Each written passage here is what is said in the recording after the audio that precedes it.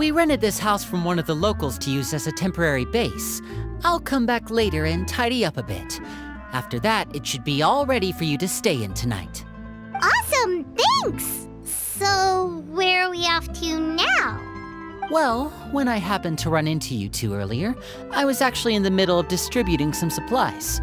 With this many people staying in Poisson, we have to bring in outside supplies every now and then. I should probably make sure the rest of these provisions get delivered, otherwise people might start to get antsy. Okay, we'll come with! There are all sorts of rumors about your organization floating around out there. Paimon's not sure if she could even take a wild guess as to what's true. But now that we finally have the chance to see a day in the life of the house, we can take a good look at how you operate! Well, you're more than welcome to come along. Just follow me.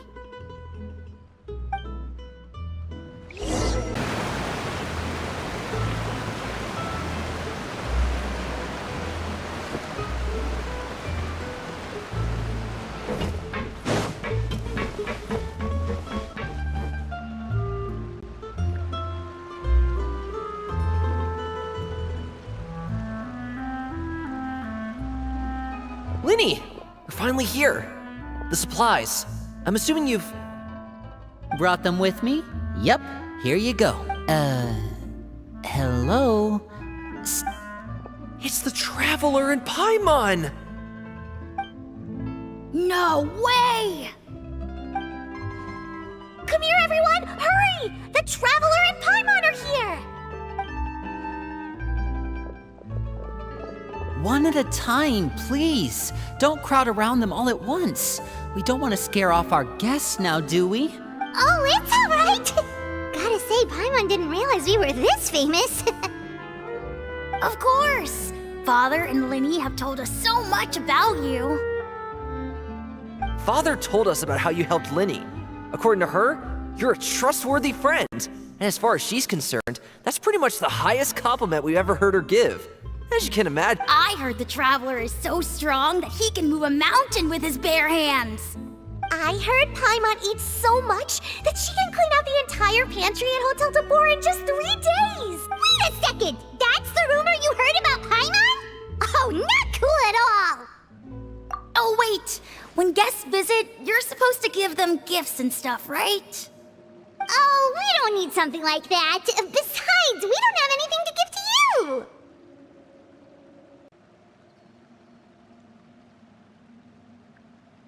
Come on, we insist!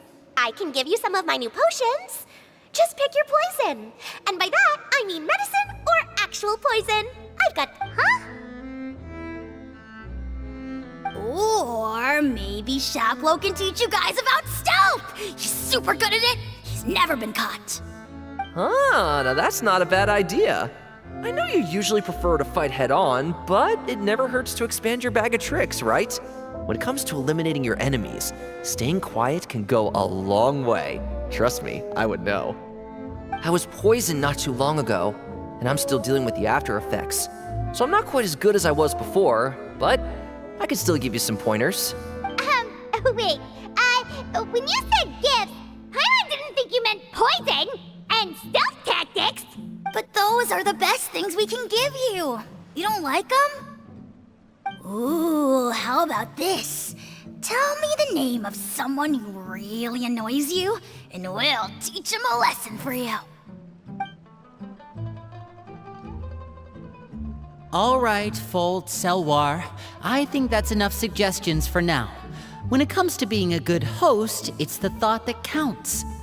You don't need a physical gift to make our guests happy. In fact, pestering them with suggestion after suggestion might make them more annoyed than anything.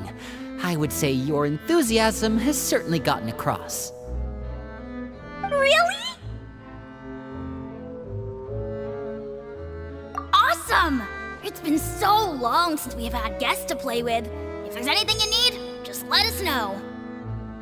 Yeah, especially if it's poison or something. I've got all sorts of potions for that.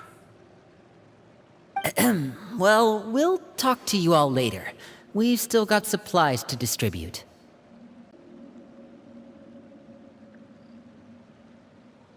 All right, see you later.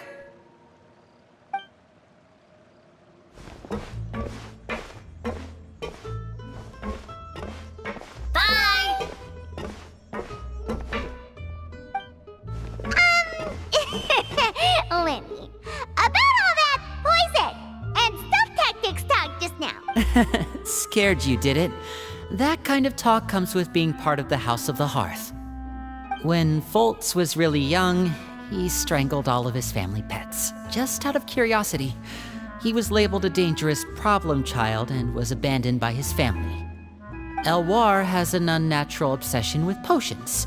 Father has forbidden her from trying all the different concoctions she comes up with, but she still tries to test them in secret.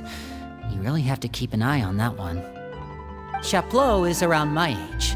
While I'm mainly responsible for collecting intelligence, he handles surveillance. He's very passionate about his work and has no reservations about taking on some very difficult missions. I know you two probably aren't used to that kind of talk, but I can promise you they only had the best of intentions. Things like stealth tactics and developing different poisons, they really mean a lot to them. They were just trying to share the best of what they could offer, that's all.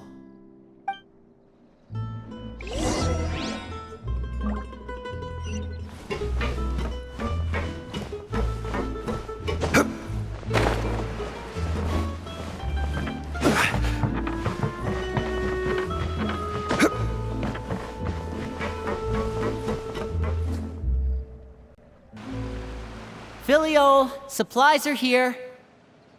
Thanks. And who are these two? Outsiders? Allow me to introduce you. This is the Traveler and Paimon. Oh, you're the famous duo I've been hearing so much about. It's nice to meet you. I heard you've traveled to all sorts of places. Is that... Of course! We're making our way all across to that! Oh, good for you. You must be pretty familiar with Fontaine by now, then. Have you seen the new opera that started running recently? I think it's called... The 4,000 Thieves? Oh, this is the first we've heard of it. It seems like it's going to be fantastic. From what I've been able to tell from the posters, anyway. You should definitely check it out if you have the time. Oh, and there's The Blind Maiden, too. That one is supposed to have audience interaction. Seems pretty interesting. After this mission is over, I think I'll go get a manicure. Oh, maybe I should dye my hair. Wonder how much it'll cost. Is it just Paimon, or do these two seem much easier to get along with than the others? Looks like the House of the Hearth has some normal members after all. I heard that. Oh! Oops. I'm guessing you're referring to Foltz and the others? Yeah, we're definitely not all like them. I bet those crazies are practically foaming at the mouth right now. I'm sure they just can't wait to get back to Snezhnaya to carry out the plan. That's enough, Filiol. Don't talk about family members behind their back, right? Whatever. Let's go. Guess this is goodbye then. If you ever have some time, we should go see the opera together.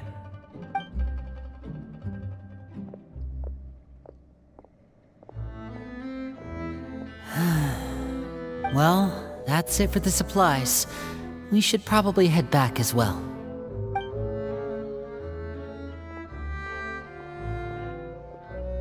Well, they didn't seem too happy with each other. Seems like there could be something more going on here.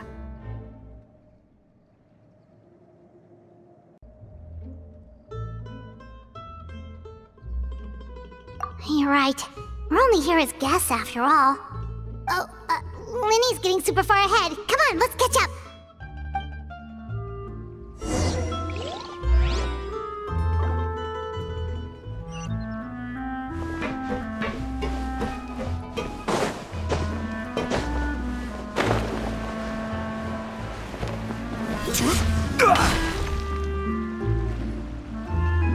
So, what do you think of the members you've met so far?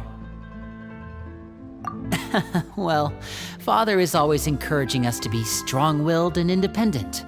So if there's one thing we've got, it's people who aren't afraid to speak their mind. Well, I should probably get cooking. Wanna join? Of course! Then let's head out and... Fremine? What are you doing here? Fremine!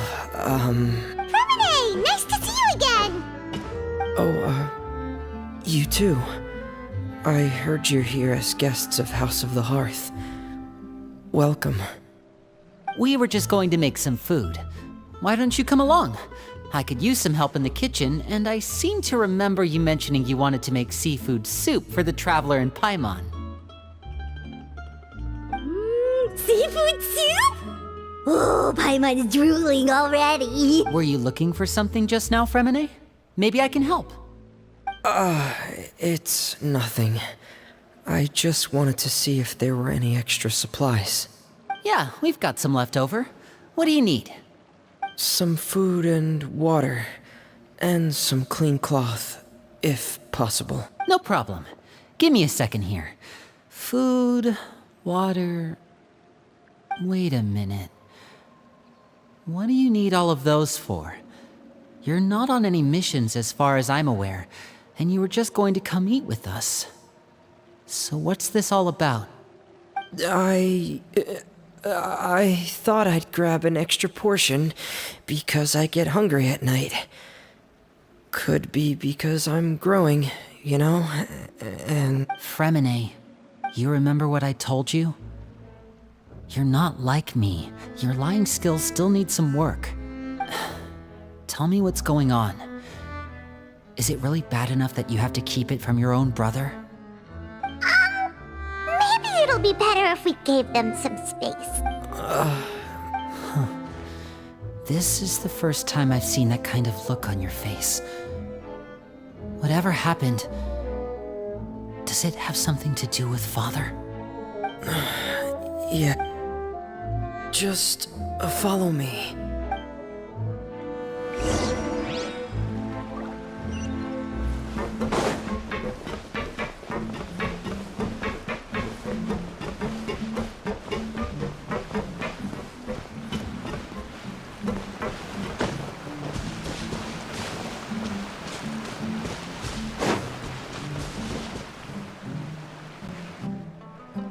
You're back! Oh, and you've brought some friends with you this time. Hello, my name's Linny. I grew up in the House of the Hearth. And you are?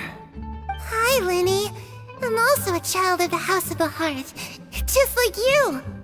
You can call me Clairvy. Clairvy? It's nice to meet you.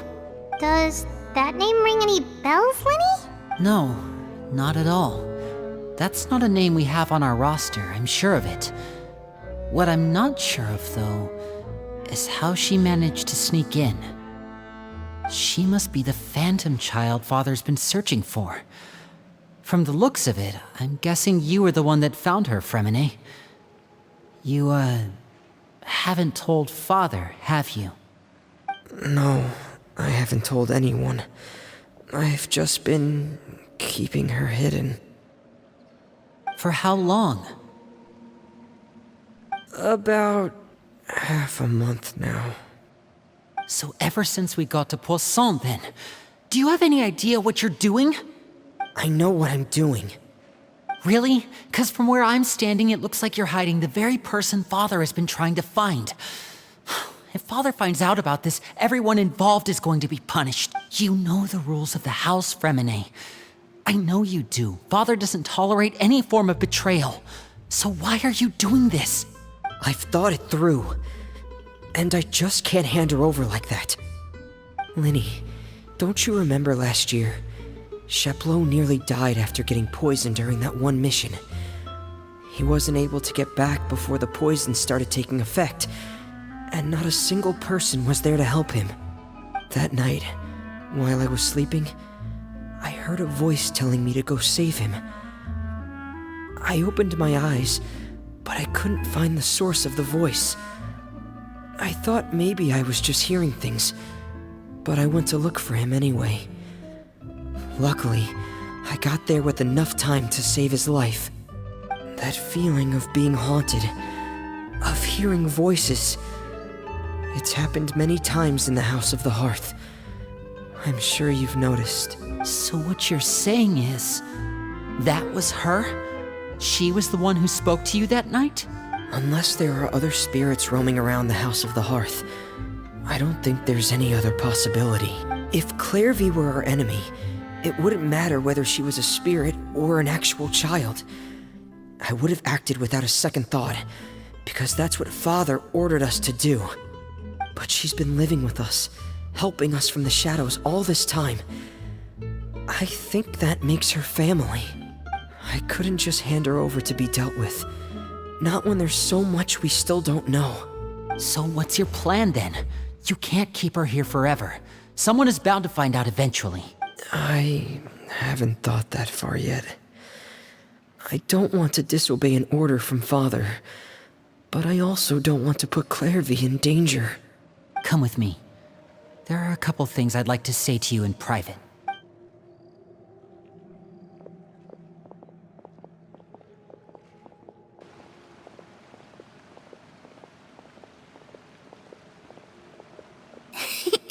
Those two sure care a lot about each other. Well, they got a funny way of showing it. From where Paimon was floating, it sure seemed like they were about to bite each other's heads off. No way! They have a really deep bond. I could tell right away, because I also have a friend like that. I just don't know how long that kind of bond can last. The darkness in the house runs deeper than you can imagine. No one can get out alive. I'm sorry, Linny.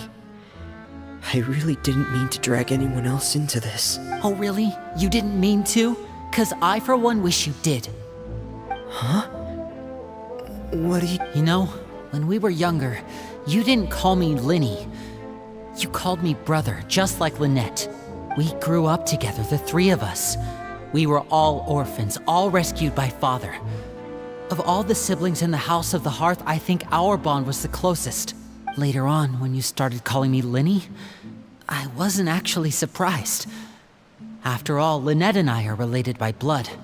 We've had to depend on each other to survive long before we joined the house. Linny, The darkest and most difficult moments of my life happened before you and I had ever met. I'm sure that's true for you as well. Even so, Fremine, we've stood by each other for all these years now, and to me, that means more than blood. You and Lynette are the most important people in my life. No one can replace you. So I won't... Oh, looks like things are getting kinda heated between Linny and Fremine. Maybe we should go check on them. Oh, it's raining. I should put my clothes on.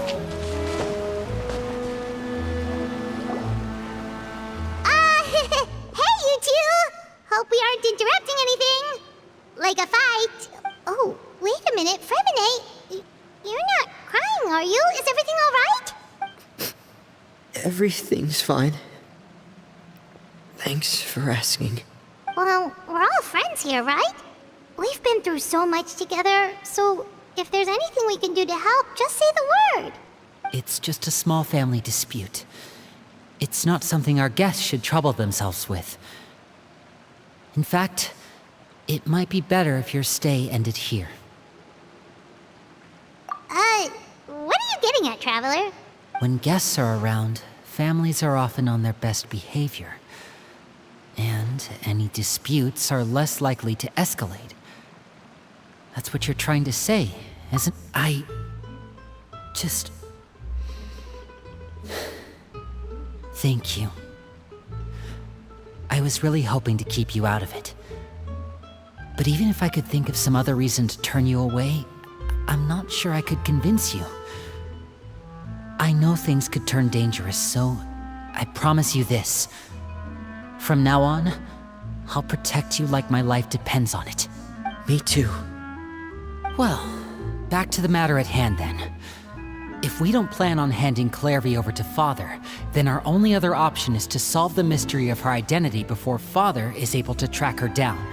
That means finding out where she came from and what she's doing here. Then we can send her on her merry way and pretend like none of this ever happened. I've tried that already. And? And... nothing. I tried taking her somewhere really far away, but... after some time, she just reappeared. She even came with us all the way to Poisson, It seems like wherever the house is, she follows. I don't know much about spirits. Do you two have any ideas? Let's see here. Paimon remembers hearing something like, if you fulfill a spirit's last wish before they die, they'll let go of whatever's keeping them here and return to the ley lines. Oh, it's just that Paimon doesn't really remember where she heard that, so it's not guaranteed to work or anything. Well, sounds like it's worth a shot. Guess that means we should go ask her about her wish. But first, Fremine, I need you to promise me something. What is it? I need you to promise me that this will stay between the two of us. We're the masterminds behind this whole thing. No one else gets involved. Can you do that for me? Of course. All right. Then let's seal the promise just like when we were kids. Fist bump on 3. Ready? 1, 2, 3. I swear.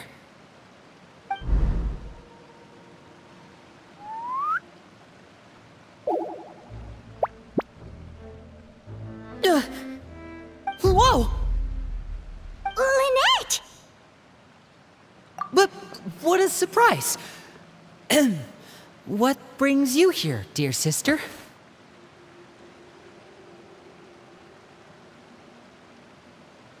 And, when exactly did you get here?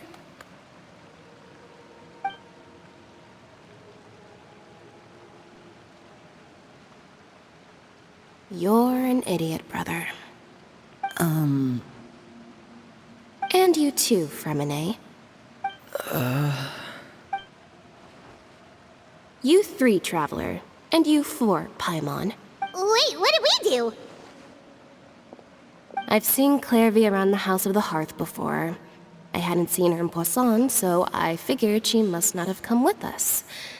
But it turns out, you were just hiding her. I heard you talking about your plan. Rather than steering clear of the situation, I'd rather fully join in.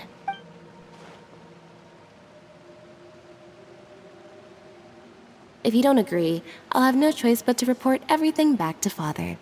Simple as that. You're not giving us much wiggle room here, Lynette. Well, I guess we're all in this together then. After we talk to Clairvy, we'll figure out our next move. There's no time to lose. Let's go.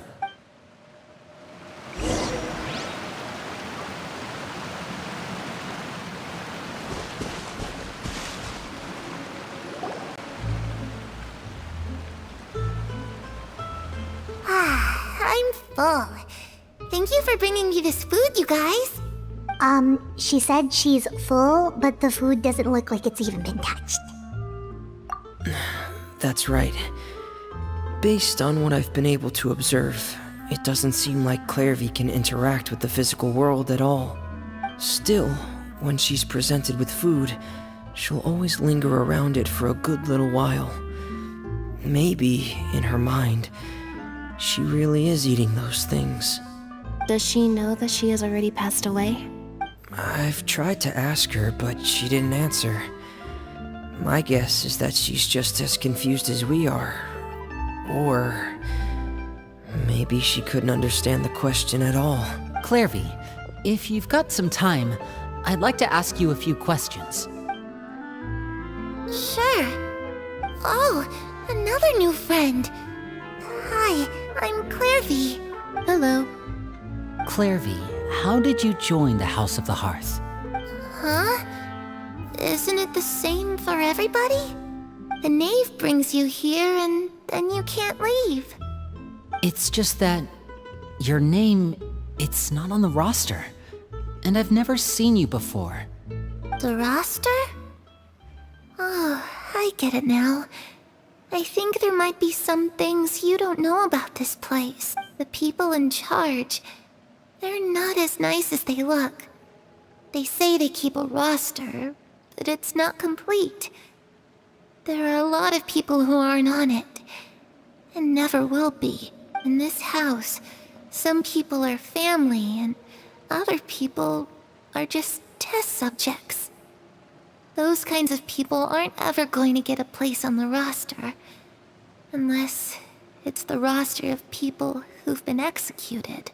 Wait, does that mean the knave... She... Is there anyone that can vouch for you? Perry, she's my best friend. She's the only one I trust in this place. Have either of you heard of that name before? No. Me neither.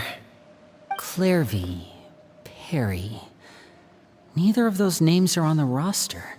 But it seems like she's telling the truth. Either that, or this kid's already got a bag of tricks bigger than mine.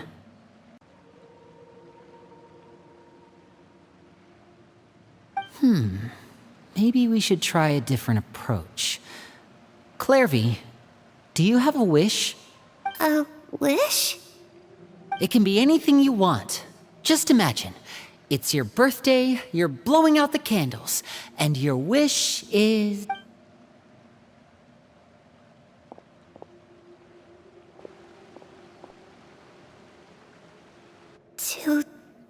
To go outside, where the sun can find me. That's... it?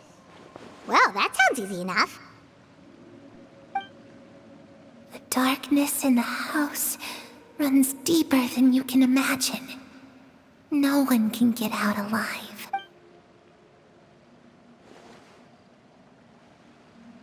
Okay, time to divide and conquer. Listen up, I've got a plan. I'll try and find a way to use basic illusory magic to take Clairvy outside and bring her somewhere with sunlight. Lynette, try and find the list of executions that Clairvy was talking about, and see if her name is on it. Fremine, you stay in Poisson. We can't be the only ones who've had run-ins with Clairvy. I need you to collect intel on everything she's said and done. Understood.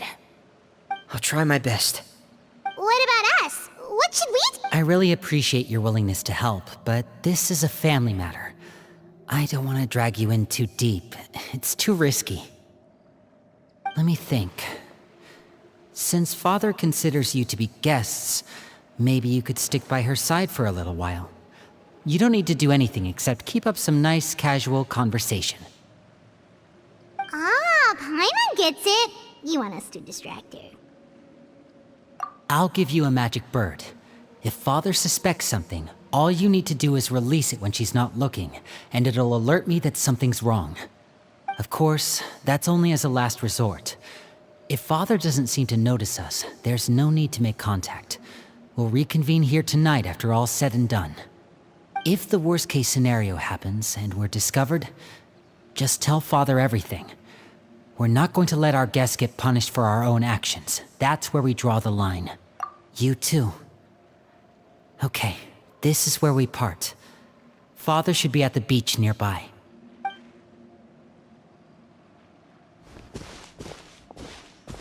I really hope this goes well. No, it has to go well. That...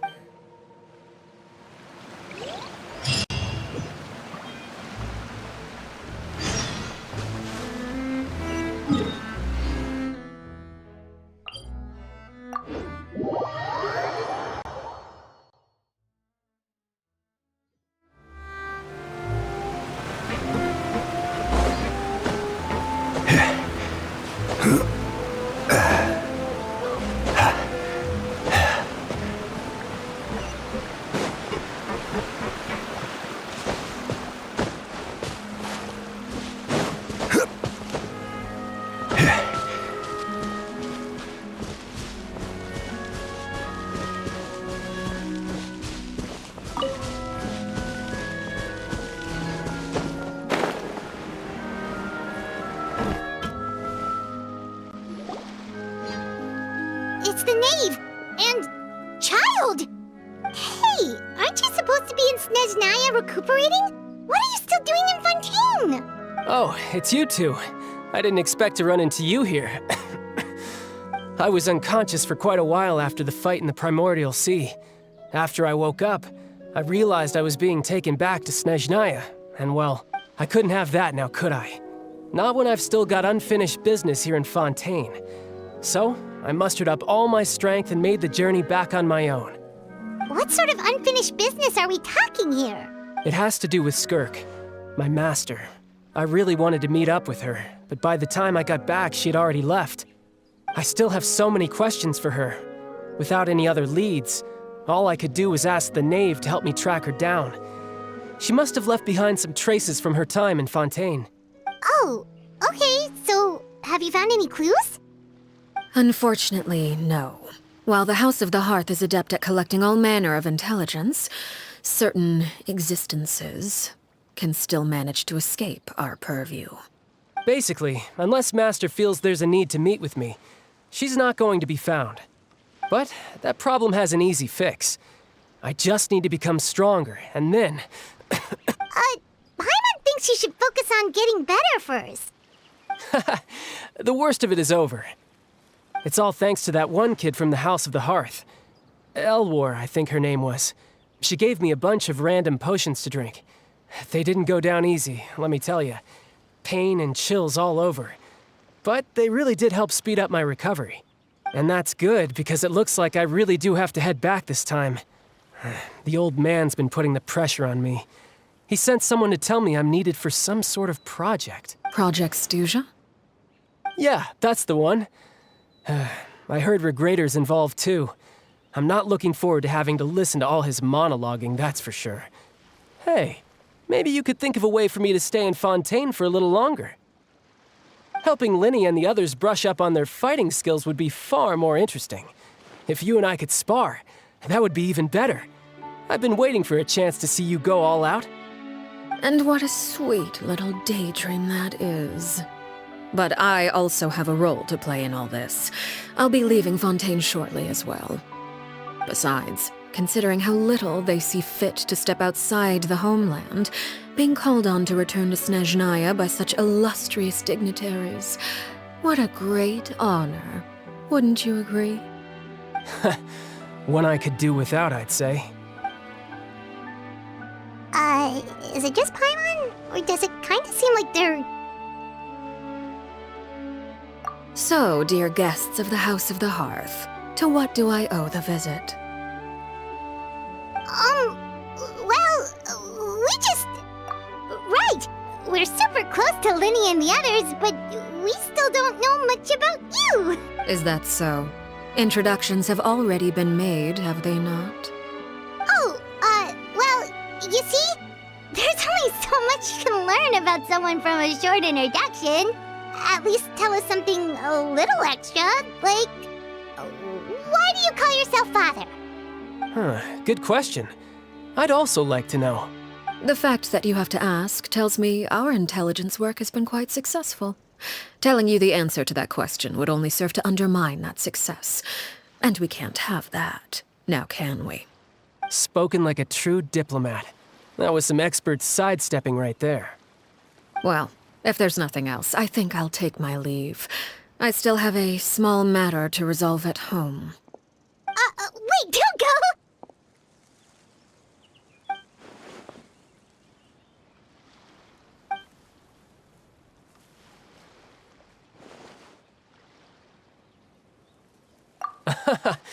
I'd also like to hear the answer to... I've met some of the members of your organization, and they all seemed like really good kids. They actually reminded me of Tonya and Tusser. Which, by the way, if you ever betray them, I'm just letting you know, I won't let you off easy. And why would I betray them? Well, you've already betrayed the House of the Hearth once, haven't you? At least, that's what I heard.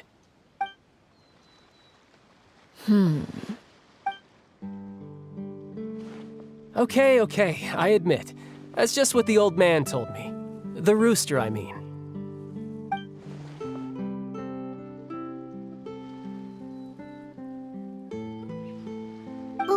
Wait, did you really do something bad to those kids? Never mind what I've done. I'm more curious as to what the mighty rooster had to say. Care to enlighten me? Well, nothing much. Just some stuff about you taking out many other members of the House of the Hearth, and even going so far to attack your own family. I see. Oh, based on your reaction, I'm guessing it's all a bunch of lies. Hardly. I don't appreciate his particular turns of phrase, but I suppose he didn't say anything untrue. Although, it would be more accurate to say that there is a certain level of prejudice involved, but I don't intend to clear that up just yet. Prejudice has a funny way of concealing the real truth behind certain things, an attribute that I find to be quite advantageous. Call yourself a Fontanian, for example, and people will assume all sorts of things, when the real truth is that this is simply the land where I was raised. Huh? You're not actually from Fontaine? But then why did you try to help out with the prophecy and everything? I was trying to protect the children born in Fontaine. Claiming that I myself was a Fontanian simply made it easier to operate. People would hardly suspect a fellow Fontanian of having any ulterior motives. Who wouldn't want to save their homeland after all? The primordial sea wouldn't have any effect on me, but it would have caused great harm to the House of the Hearth. Well, you wanted extra information, didn't you? There you go. I hope that satisfied your curiosity.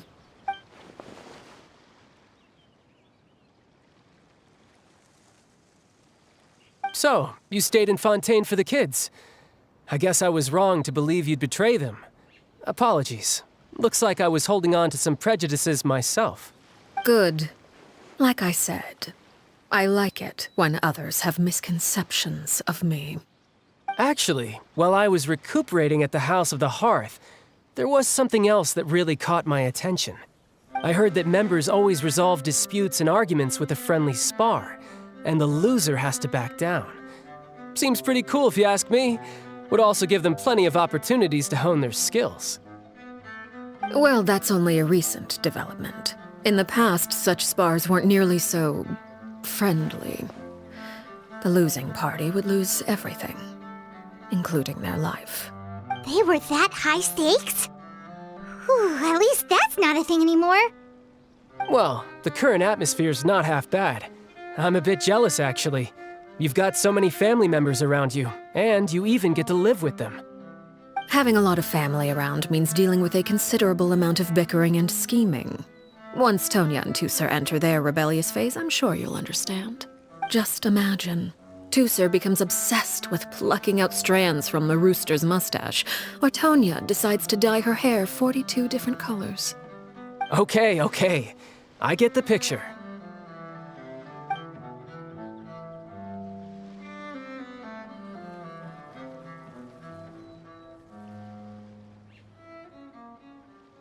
Well, would you look at the time? I should probably get going. Traveler, Paimon, I'm not sure where our paths will cross next, but the next time we run into each other, we should definitely try and find some time to spar. Again, maybe this is a conversation we can have when you look less like you're gonna keel over. All right. Well, thanks for everything, Arlecchino. No thanks necessary. You also played a part in obtaining the Gnosis. I would say we can call ourselves even. I like the sound of that. Well, I'm off. See you all some other time. We should probably get going too. Do you want to head back with us? Oh? You want me to leave so soon? Well, you see... I'm rather enjoying the evening breeze. If you don't mind, I think I'll stick around for a bit. I have some things to think about.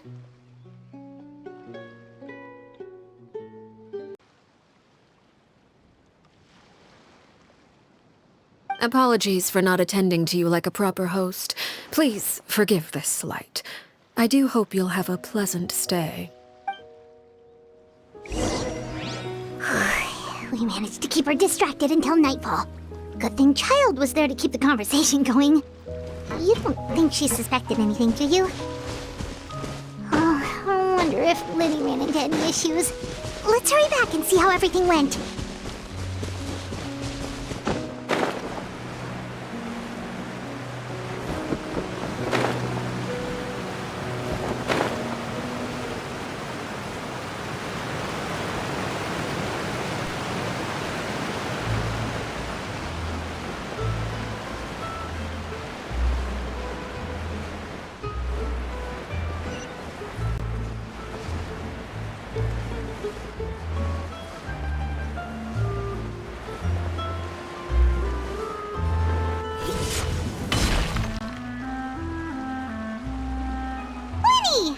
to go! Well, long story short, we ran into a small issue. Clairvy can't go into the sunlight. Everything was fine at first. She followed me up to the surface just like I told her.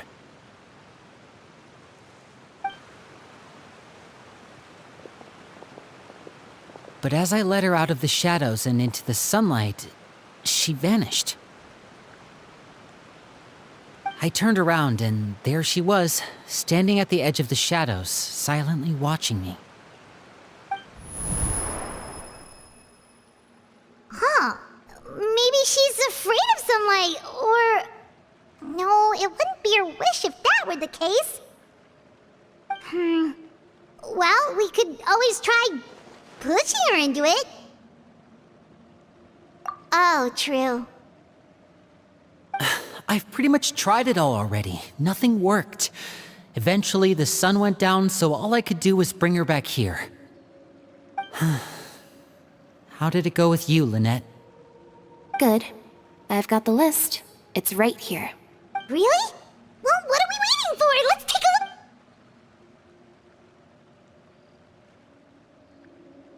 Oh, that's a lot of pages. Oh, it's gonna take forever to get through it all. We can each take a section. Here. La Pouillade, Landois, Chambert, Horaire.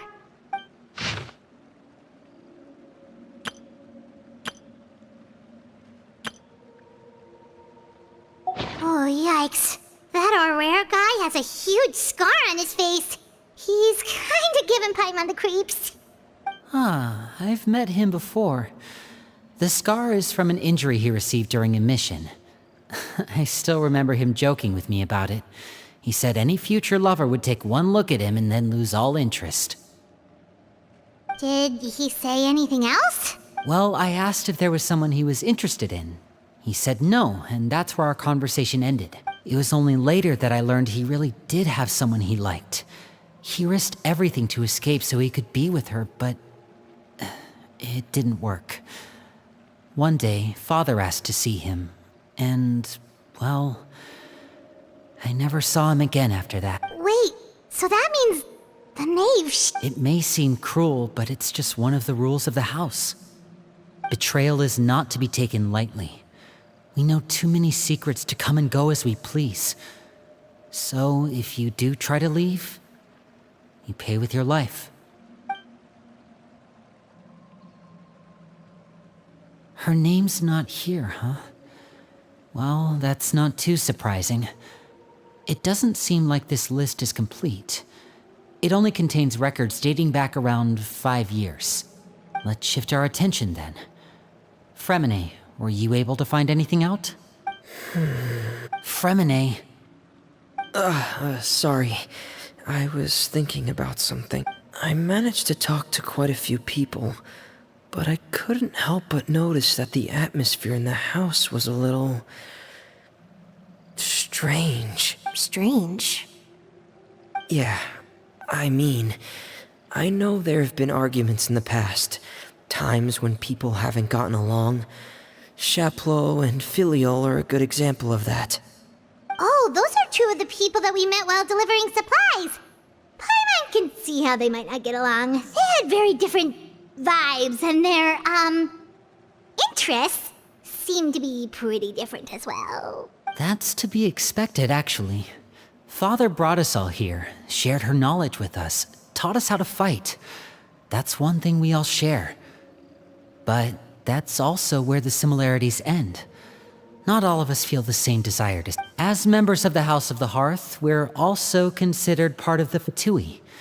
And to a lot of people, that's an identity they never asked for. Certain members get older and realize they want something else for themselves. But considering the rules of the house, most people would never say that out. People like Chaplot and Foltz are loyal to Father and her vision. They're proud to be part of the Fatui. Filiol and Nantoy, on the other hand, well, they aren't quite as enthusiastic. These kinds of conflicts have always been there. It's not like Father is in the dark about any of them. Well, that's true. But it just feels like things have gotten worse lately. Filial and the others, it seemed like they were meeting in secret to talk about something. I can't say for sure, but I think they've met Clairvy. You think she's been inciting them to act out? No, not exactly. But I wouldn't be surprised if she said something to them about the darkness in the house and how deep it runs. She's told me about it before. Experiments being run on children. People being used as pawns on the battlefield without so much as the strength to survive. And they just believed all that? Without any evidence? Clairvy's words probably gave them the excuse they were looking for. Whether they actually believe them to be true is secondary. This is all because of Project Stuja, isn't it? Whoa. Hold on a second. What's this Project Stuja all about, huh?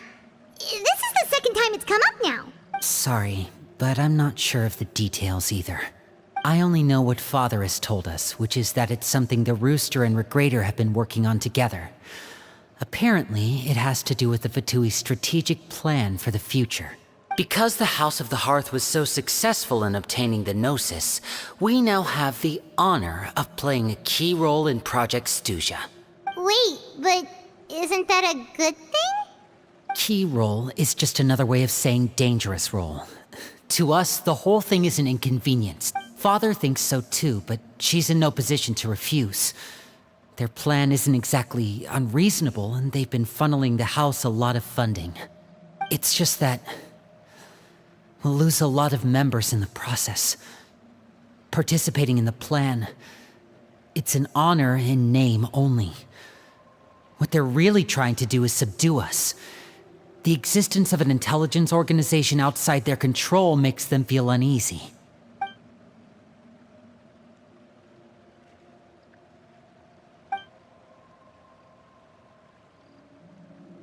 Okay, super complicated top secret Fatui business aside, what does all of this have to do with the conflicts you were talking about earlier? Paimon doesn't get the connection. External pressure has a way of exacerbating internal strife. You can't overlook the power of fear either. People are afraid of dying, and that fear is often the impetus for a lot of stupid decisions. I thought resolving the Clairvy situation would make everything go back to normal, but it looks like things are more complicated than I thought. If we leave Filial and the others to their own devices, sooner or later, Father will be forced to take action. We can only focus on one situation at a time, brother. You're right. Even if we confront Filial and the others, it won't do any good. It might even make matters worse. We should focus on Clairvy for now. Well, it's getting late.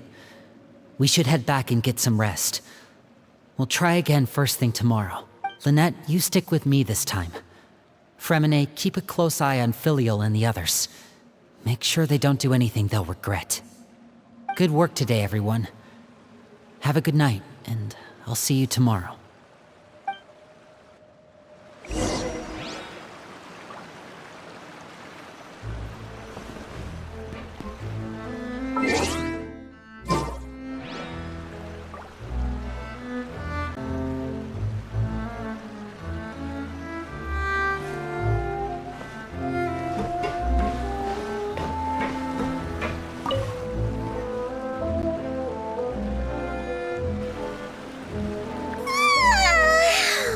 Paimon was looking forward to an early night, but she can't sleep at all.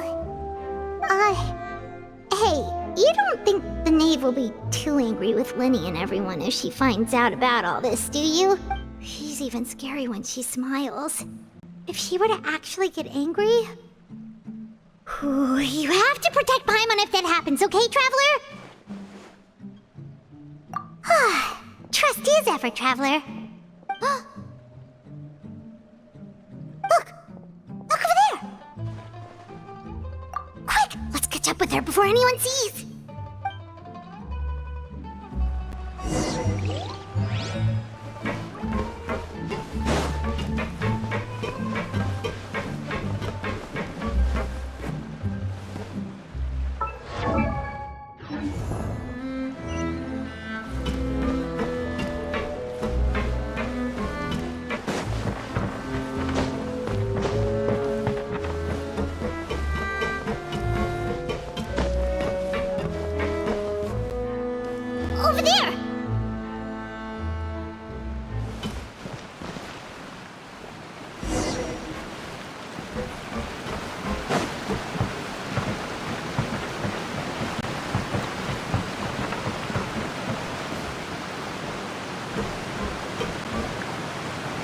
is she going? Or if someone sees her, we're toast.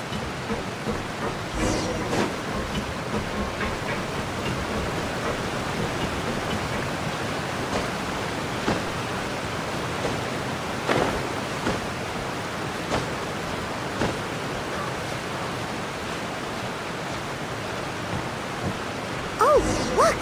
She stopped!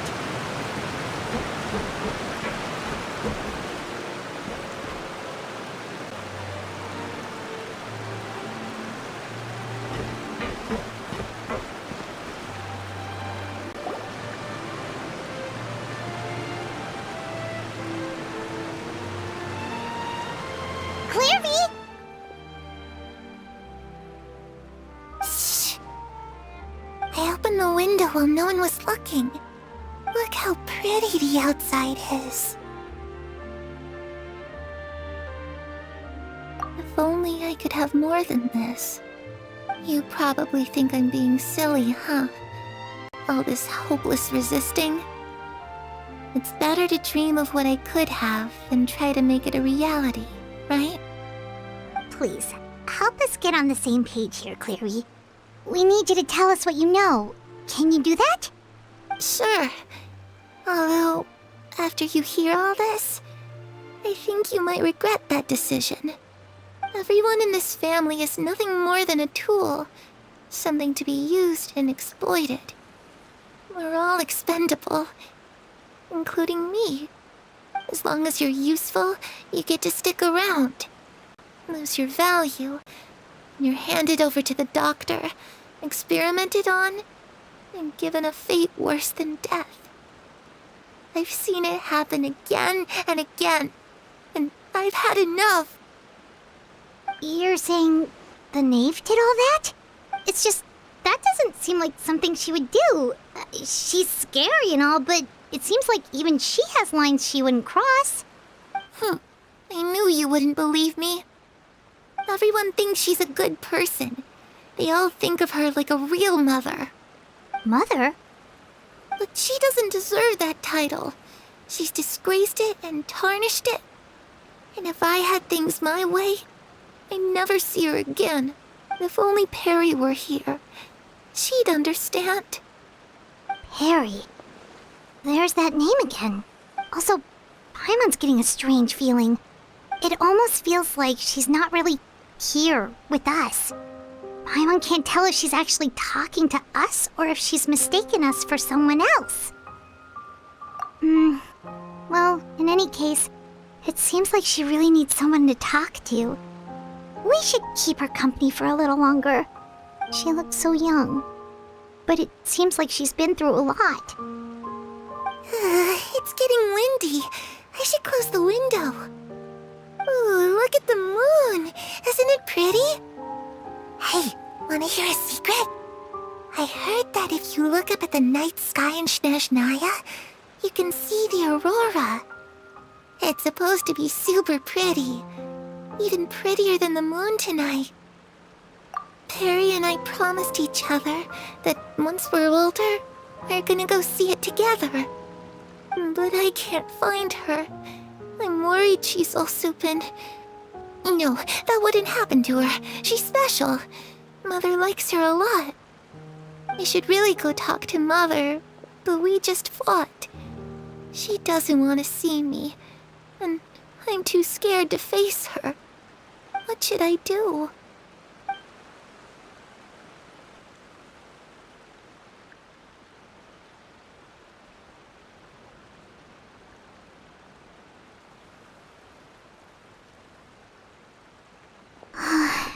Paimon really doesn't understand what's going on with her.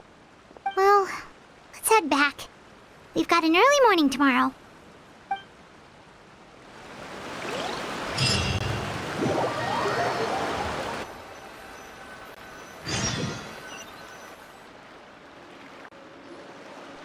All right, looks like we're all here. Let's go ahead with the plan. Oh? What is it? What makes you ask that?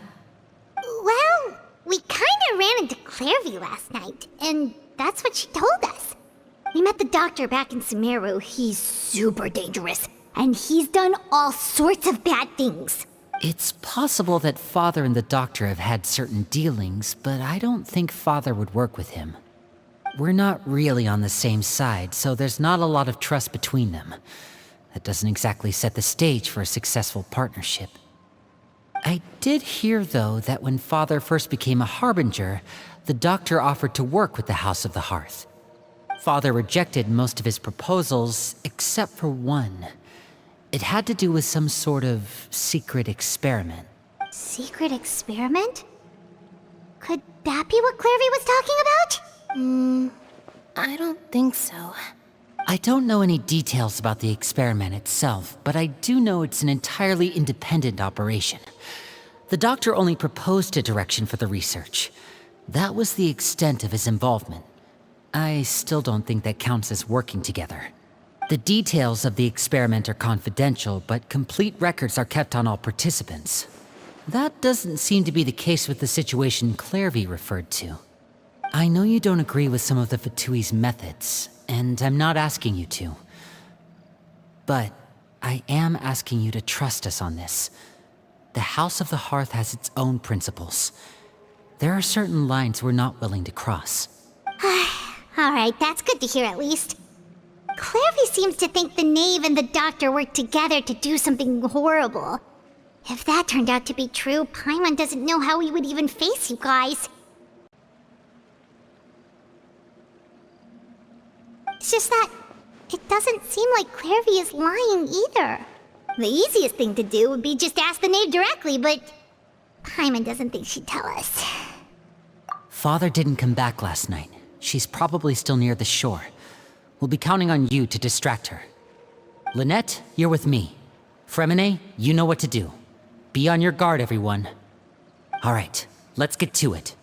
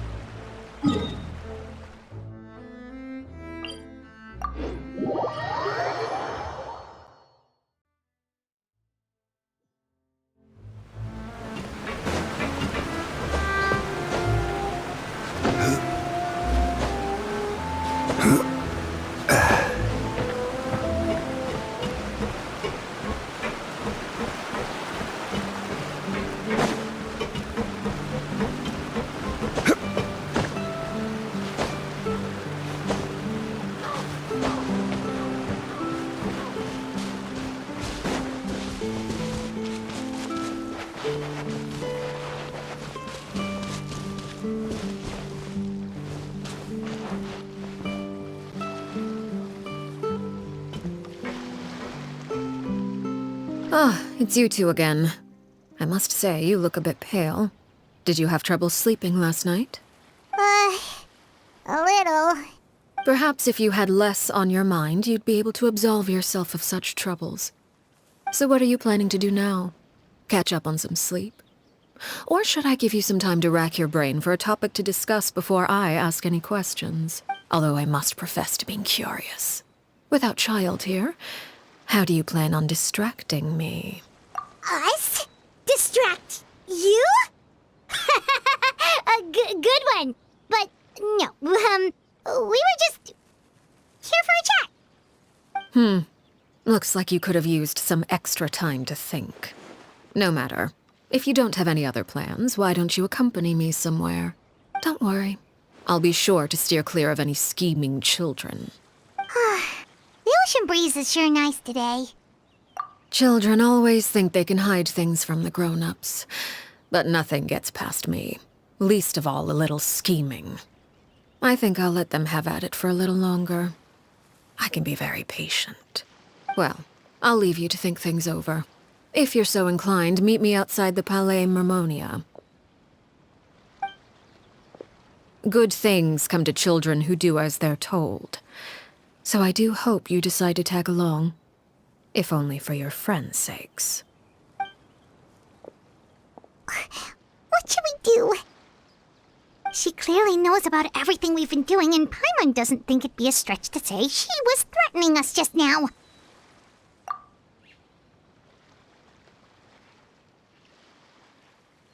Oh, good great idea. Hopefully he sees it in time. Well, we should probably head to the Palais Mermonia. Paimon doesn't want to find out what happens if we don't show up. Based on what the knave was saying just now, it sure didn't seem like it'd be anything good. Okay, then we probably shouldn't keep her waiting. It seems like Linny and the others are on thin ice, so let's do our best to not get them in any more trouble.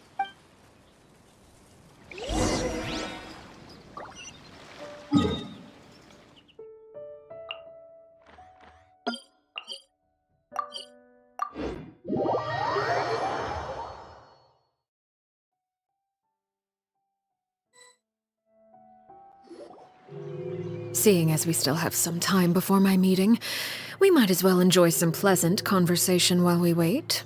I'm glad to see you get along with my children. Being surrounded by good companions is necessary for a child's development. You're not planning on doing anything to them, are you? I assume you're referring to Linny, Lynette, and Fremine. Although, there's that situation with Filial and Nentoy as well. It appears quite a few people have been acting out lately. No matter. I'm not one to discriminate. All those who betray the house meet the same fate. There are no exceptions. Does that mean you're going to kill them? Oh, are you here to beg for their lives? I'm sorry to disappoint, but the rules of the house change for no one. In my organization, everyone is responsible for their own actions. But don't you care about them at all? They really respect you. They even call you father. You must feel something for them. Any organization in which feelings come before principles is one destined for ruin. The House of the Hearth is hardly an exception. You could say our principles are more stringent than most. Perhaps I can offer you this consolation at least. As our guests, you two will not be held accountable along with them. I would imagine Linny, Lynette, and Fremine will be able to keep their lives. As for Filial, Nentoy, and the others, I'm afraid there's little I can do. They can try to escape, but once you know our secrets, there's no getting out alive. But that's awful. Ah, you seem concerned. Out of consideration for my guests, I suppose I could turn a blind eye for a little longer. If Linny and the others manage to dispose of Clairvy in the meantime, all evidence of their wrongdoing will be lost. In that case, I could hardly punish them for something I couldn't prove. If their efforts are unsuccessful, on the other hand, all will be held accountable. And the punishment will be severe. Of course. Oh, and here, I believe this belongs to you. Do try and keep better track of it next time. It takes a considerable amount of time to train a bird like this. It would be such a pity if you were to lose it. Permanently. Wait, where did you get that? Well, I'm afraid that's all the time we have to chat. Now, for the matter at hand. I asked you to meet me here because I have business at the Palais Mermonia. It has nothing to do with you, but I think it would be prudent for you to stick by my side for the time being. There will always be time later to run off and tell Linny what you've learned.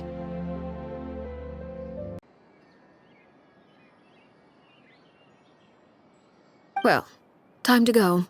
Looks like we wrapped things up just in time.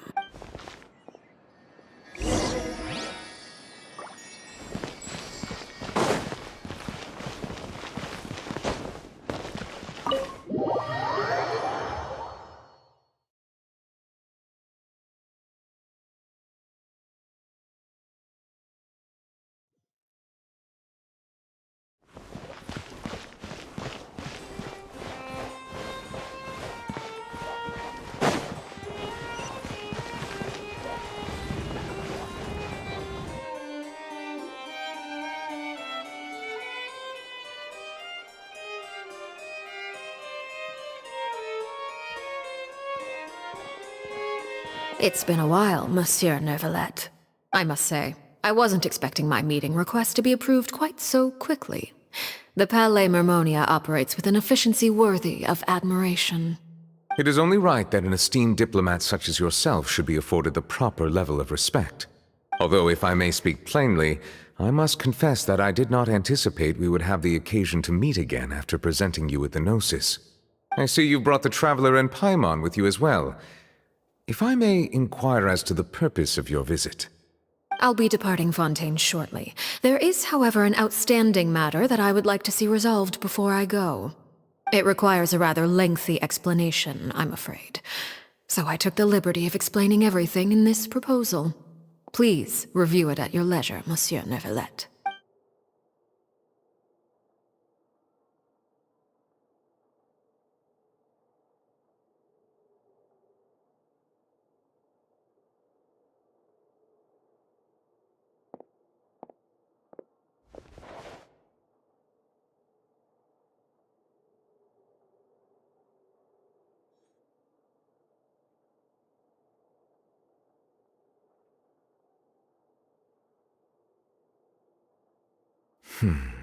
I understand your request.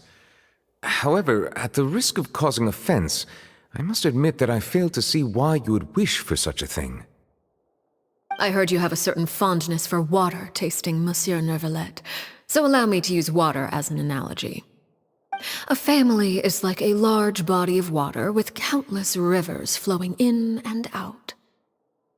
As someone who watches over this system, I would hope that each river that flows from the source will eventually reach the ocean. Of course, objectively speaking, I know this is impossible. Most of the rivers will dry up along the way, disappearing into the ground and leaving nothing but a barren riverbed behind. Not all rivers are destined to reach the ocean, but I would not see their existence rendered meaningless. I believe the water that flows within them is simply meant for a different destination, like a field in need of irrigation.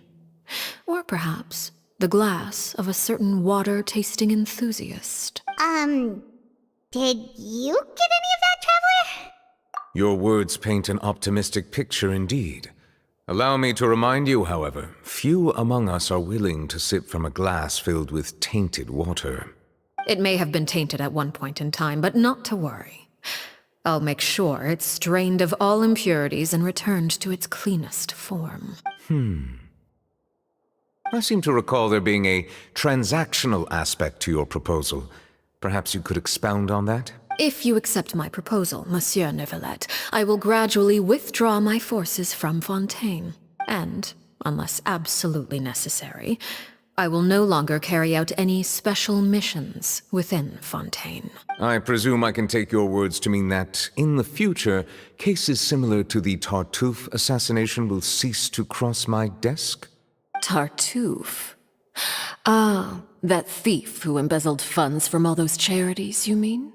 My deepest condolences to his family, but without any evidence, I cannot imagine how the House of the Hearth might have been involved in his passing. Of course, if you accept my proposal, Monsieur Neuvillette, I'm sure certain measures could be taken to reduce the frequency of such troubles. You choose your words carefully indeed. In that case, I am inclined to accept your proposal. My thanks for your generosity, Monsieur Neuvillette. Well, with that settled, we should be going now. I took the liberty of bringing along 2 bottles of spring water from Snezhnaya for you to enjoy. I do hope I get the chance to hear your impressions. Perhaps at our next meeting, yes? Indeed. I trust you would not overlook your commitment in the meantime. All right, Traveler Paimon. Time to go.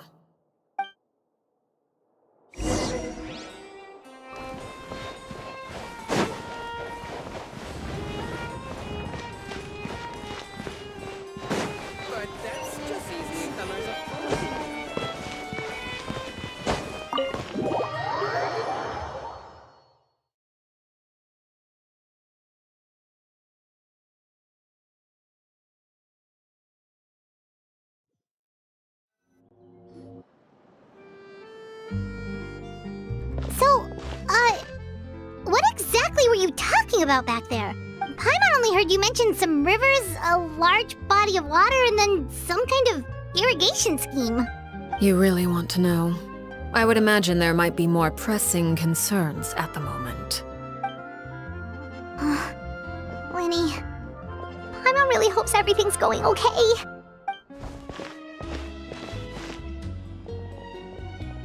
Oh, Paimon Paimon recognizes that look. You've got your ticket cap on, don't you, Traveler?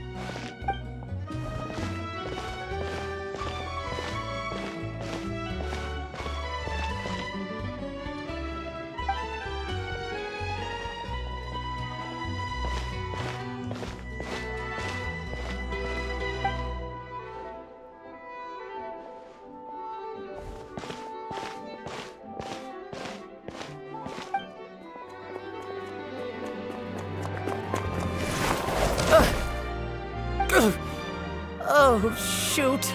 Are you alright? Oh, jeez. I'm so sorry. I was so focused on selling these papers, I wasn't looking where I was going. Well, let me make it up to you at least. Here, take this paper. Oh, you don't have to give us anything. Please, I want to. It's not like I'm short on supply. All the extras will be useless come tomorrow anyway. It's my fault, really. I was just trying to bring home some extra mora for the family, but I bit off more than I can chew. I haven't had many takers today, so I'm still swimming in papers. What's going on here? Nothing much. I just ran into your friend here on accident.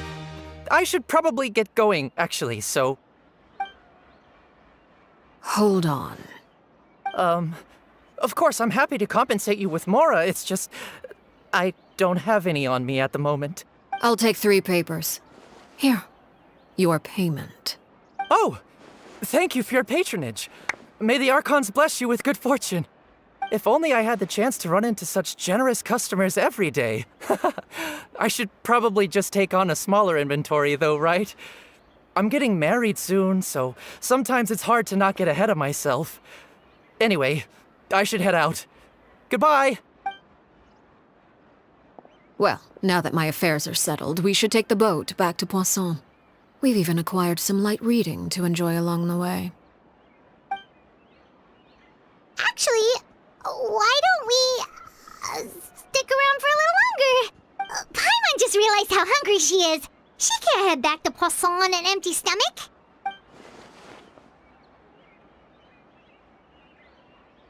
It appears you two are under the impression that delaying our return will somehow alter the situation in your favor. I'm sorry to ruin your fantasy, but your efforts are meaningless. That being said, I could be persuaded to give Linny some extra time. I just have one condition. If you agree to my request, I'll even answer some of your questions. You're quite curious about Clairvy, are you not? And my relationship to her. Wait, why are you being so generous all of a sudden? You're not gonna ask us to do something bad, are you? You overestimate yourself. You don't have the talent for bad things. Then what can you possibly... The most important consideration in a negotiation is that both sides receive something they want. Demands and threats only get you so far. Wonderful. Here it is. When the time comes, make the choice that you deem most appropriate in the situation, and lend your help to the House of the Hearth.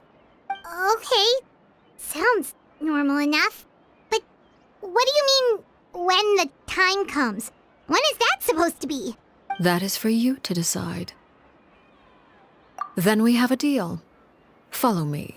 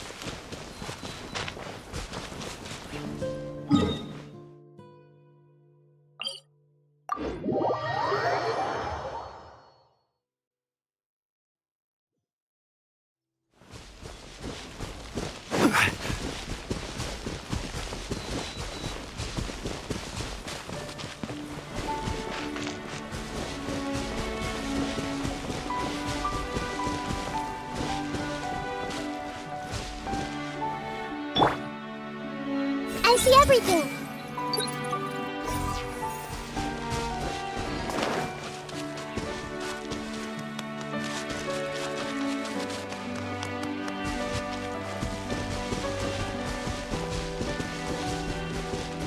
Everyone hold hands.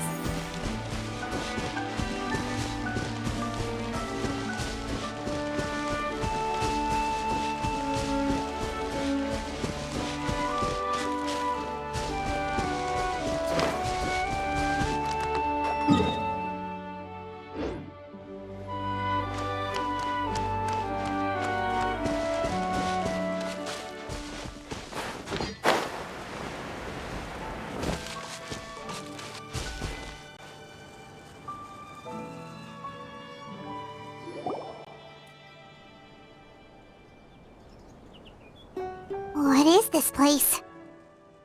Somewhere long forgotten by everyone. It used to be a grand building. Now it's nothing more than a pile of rubble. No one comes here anymore, nor does anyone care about what once happened here. Although, this place does have something to do with the story I'm about to tell you. It was before I became a harbinger, and before Linny and the others joined the House of the Hearth. Due to certain events, I first killed Clairvy and then her mother. And this is where it all happened. You were the one that killed Clairvy? Patience now. Allow me to explain Clairvy's side of the story first. I'll start from the beginning.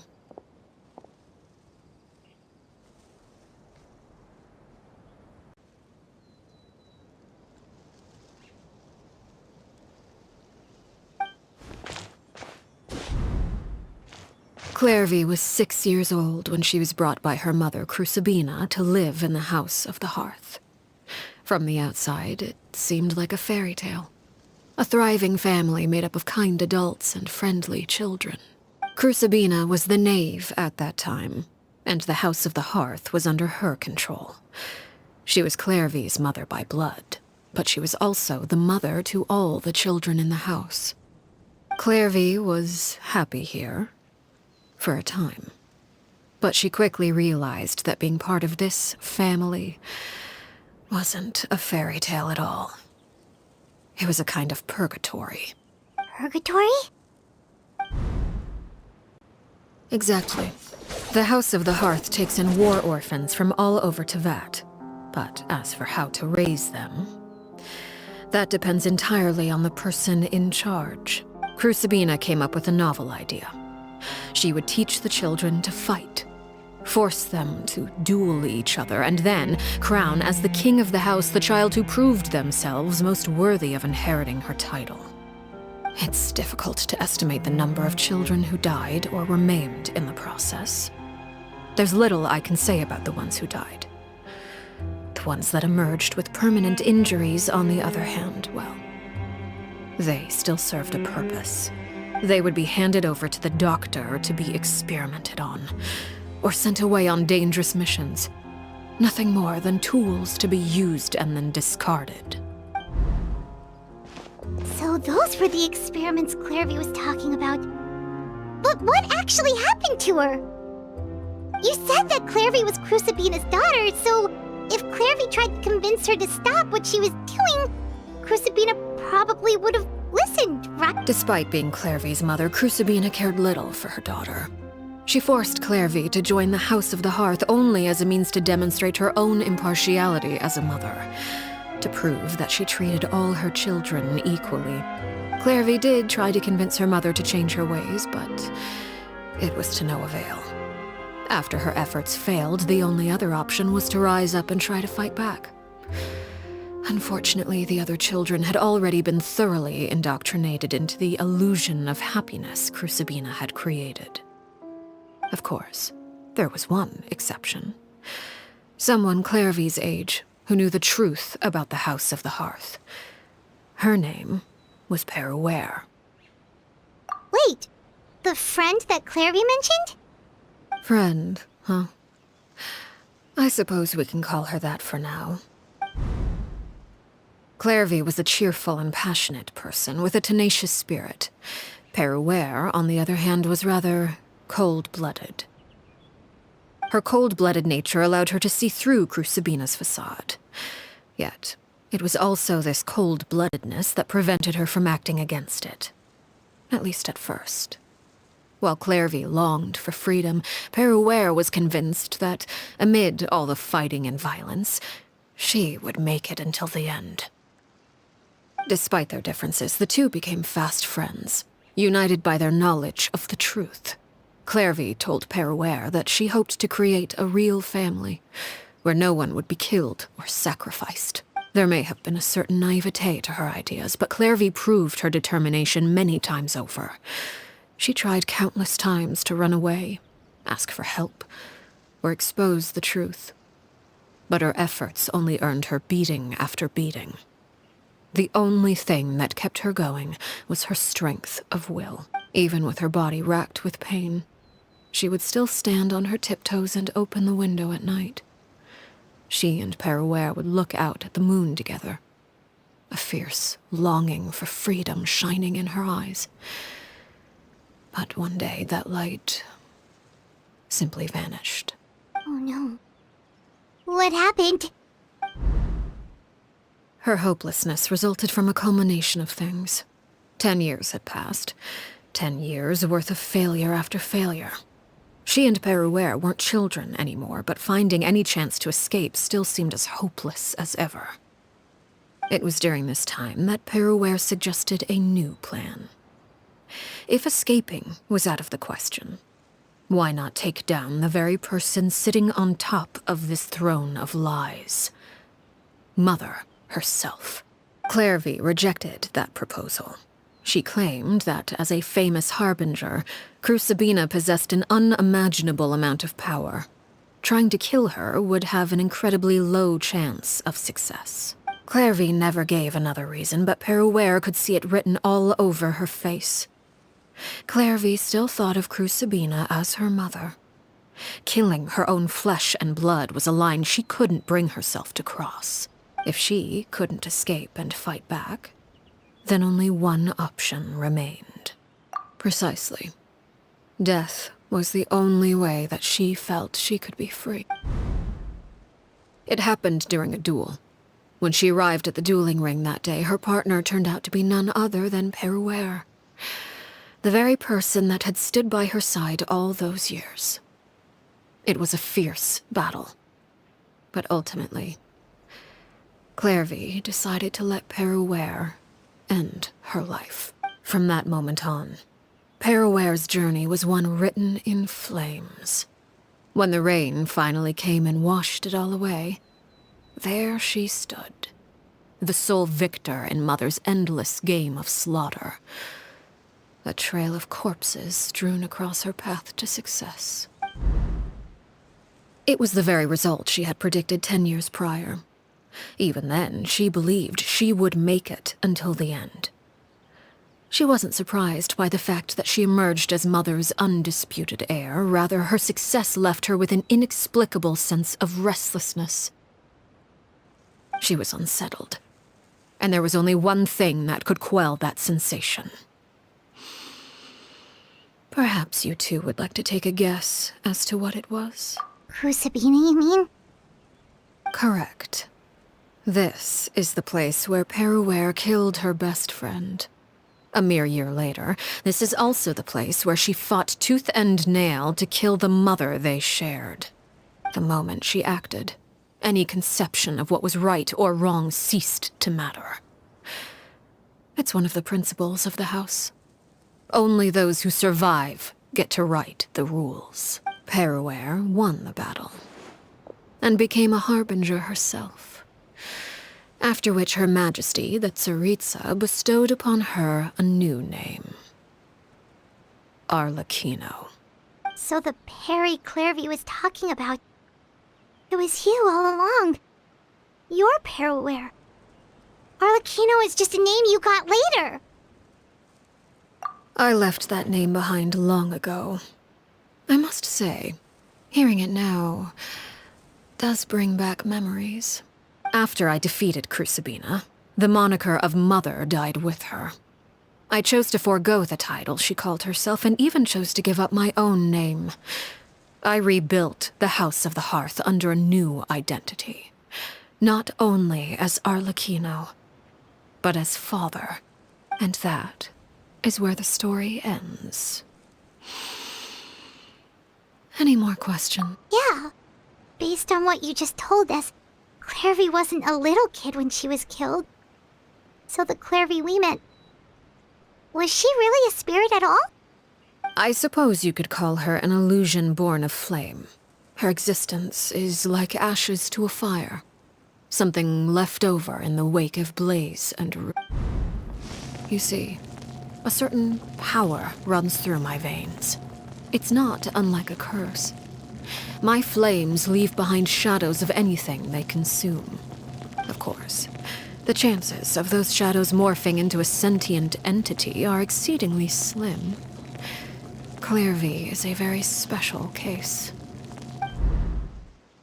Clairvy died when she was 16 years old. But what emerged from the flames was her 6-year-old self.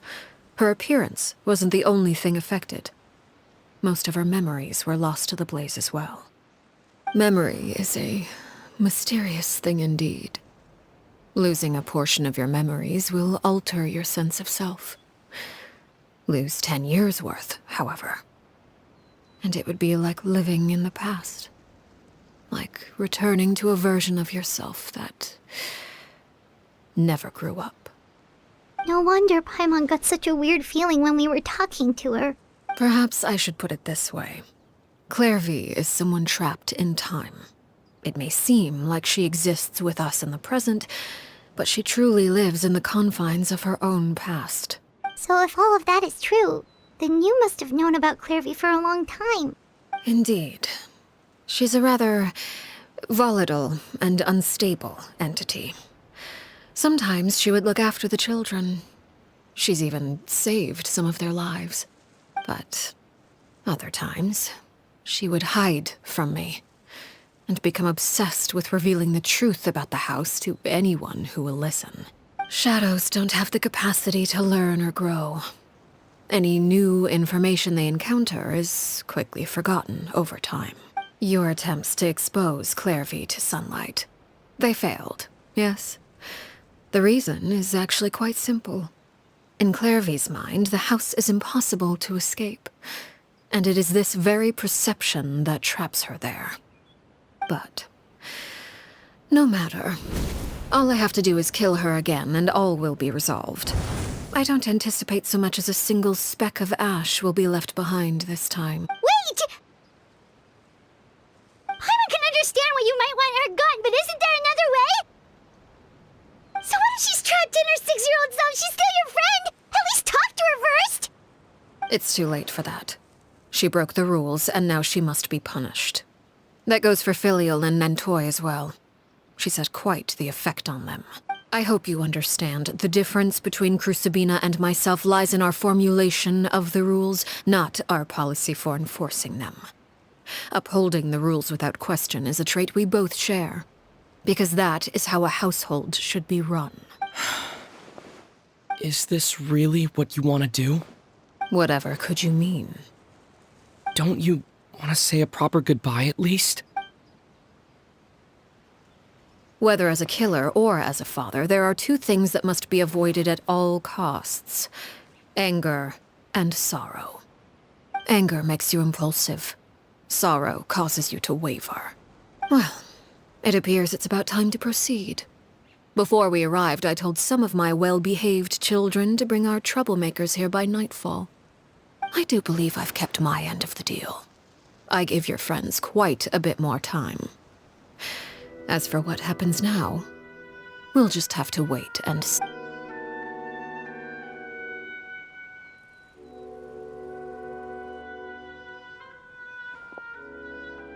Here they are, Father. You gonna execute him? Seeing something like that would actually be a first for me. Lenny! I'm sorry. I heard about how you helped buy us more time, but I still failed. I couldn't find a way to fulfill her wish. Huh? Are you... Perry? Indeed, it's been a while, Clairvy. Harry! Shh, stay right there. I'm sorry to postpone our reunion, but first, I believe certain scores need settling.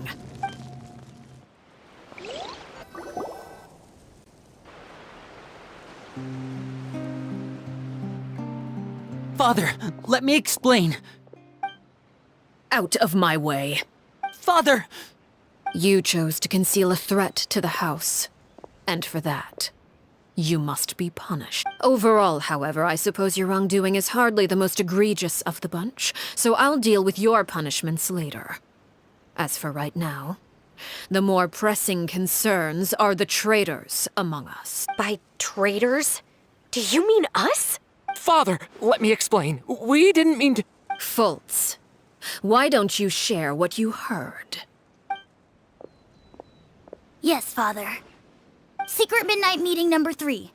Participants, Filial, Nantoy, Sato, Toddy. Nantoy clearly said, if only Father wasn't the one who took us in. Sato added, I'm sick of this life. I just want to live as a normal person. Filial was the worst of them all. She called us crazies and said a bunch of mean things about Father. I did not! You're lying! Fultz is trying to frame us. It's not like I'm the only one who heard those things. After that, you and Toddy and a bunch of other people started talking about Clairvy. You were using all those things Clairvy brought up as an excuse to question Father. We're birds locked in a cage. The only way out is to destroy it. That's what you said, wasn't it? You little. You just want me gone, don't you? What did I ever do to you, huh?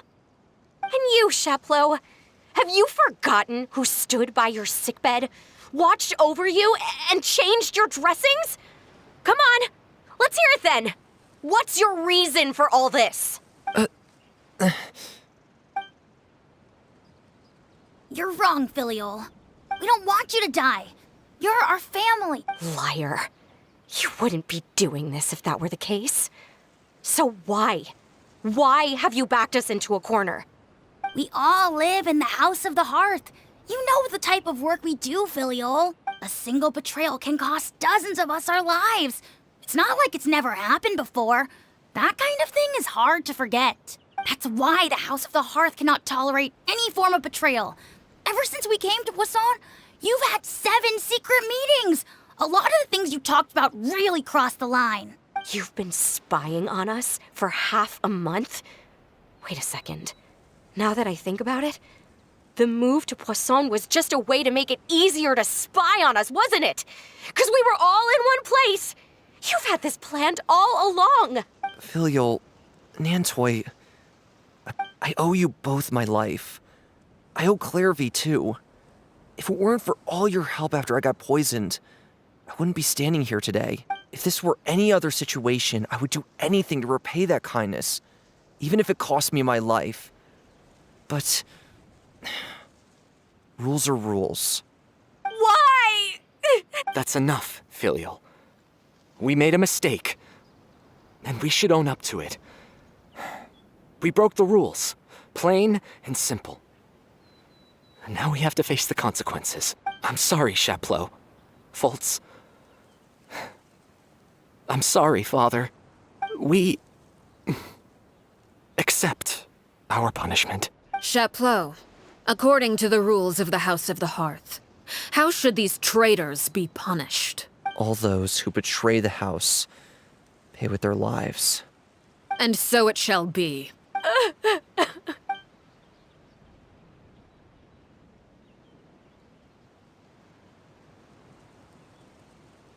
Father, please wait! Something you want to say? Please reconsider, Father. What Filial and the others did, does it really count as betrayal? We all come from broken families. From the very first day we joined the House of the Hearth, we wanted nothing more than to make it a real home. But the truth is, none of us know what a real home should look like. I'm not saying I have all the answers. All I know is this. Killing Filial and the others may uphold the rules, but doing so will only bring us further away from being a real family than we've ever... So please, Father. I agree with Linny. Father, please. Linny, you... I also agree with Linny. An order once given cannot be rescinded. However, given the extent of your determination, I suppose we shall have to go about this a different way. Draw your weapons and face me. Our weapons? Father, are you referring to a duel? Precisely. The rules of the house will not be altered. Traitors must be punished. However, resolving disputes with a duel is also one of our rules, one that also applies to me. Demonstrate a sufficient showing of strength, and I shall offer a concession. Wait. Beat... Father in a duel? Impossible. Father is way too strong, even...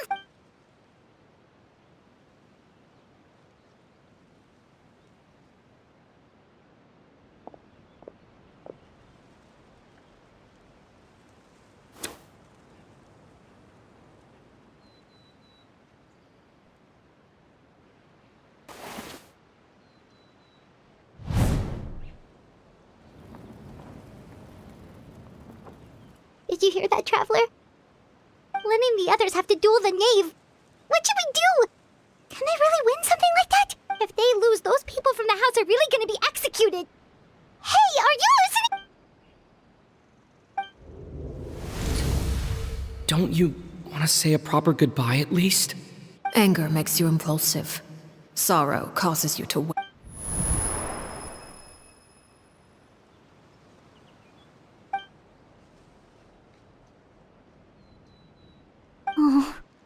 Looking at that expression on her face, she seems really serious about this.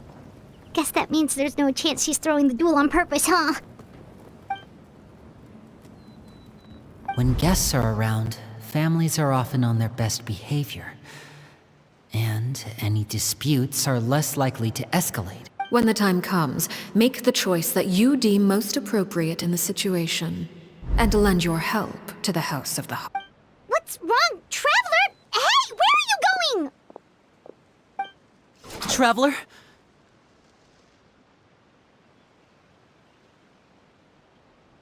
You're asking to join the duel against the knave? I'll allow it.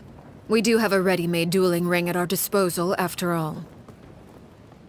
All I would advise is this. Keep a firm grasp on your weapon, and give it your all. Any less, and you may just lose your life.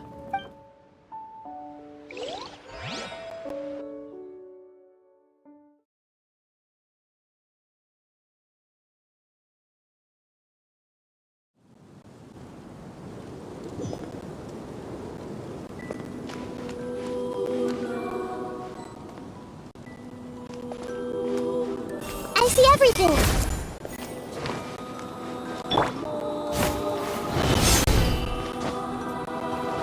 This one's got your name on it!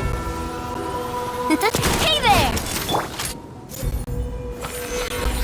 With these rising flames! Watch out for Father's movements!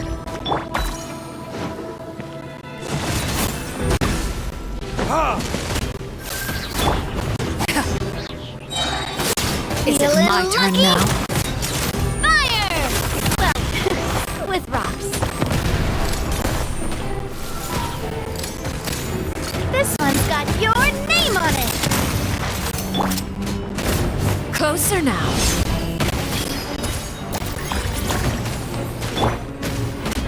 Hang in there! My turn.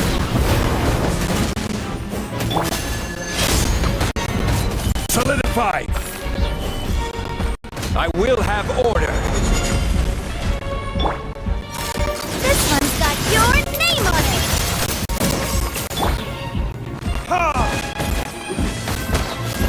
Now that's more like it.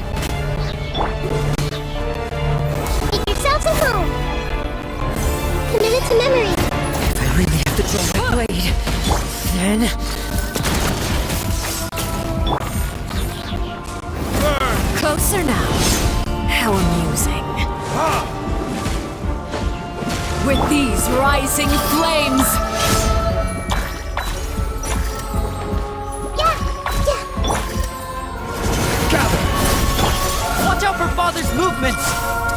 Is it my turn? With rocks. With the fall of darkness, destruction shall rise. Watch out! Have a taste of purgatory. Father's even stronger than I expected. Look. Trapped like a bunch of helpless Stabilize. animals.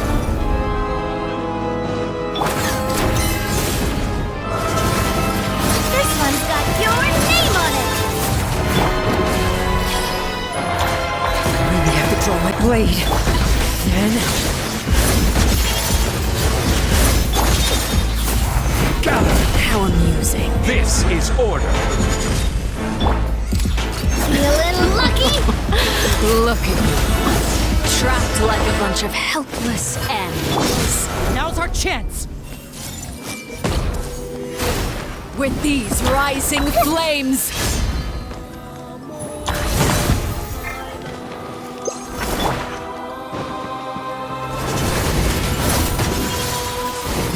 how amusing.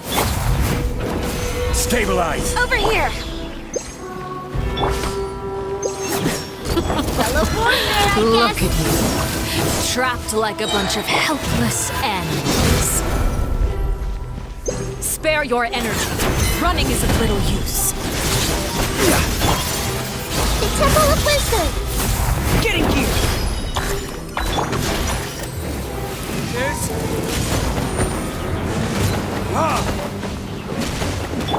Attack! That's the way. This one's got your name on it!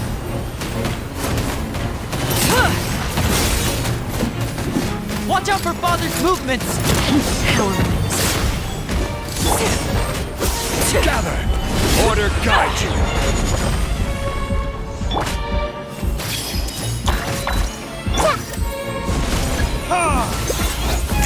The countdown has begun. Father's even stronger than I expected. Not bad.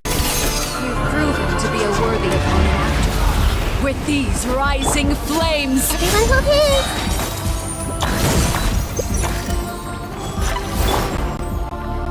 is it my turn now? Look out! Look, trapped like a bunch of helpless animals.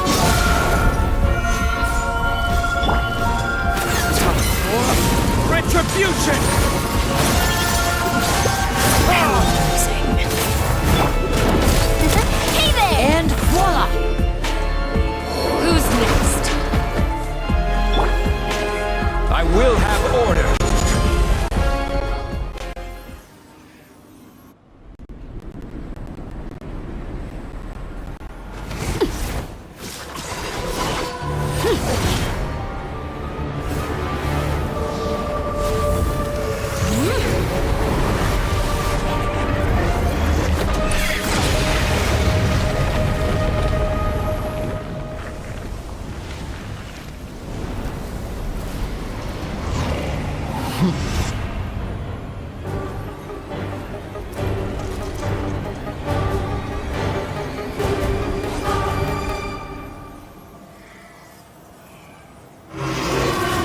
Kindness has been seared away. My blade is Even all that bedrock remains. can be turned to dust. Watch out for Father's movements! Hands out! Who's next?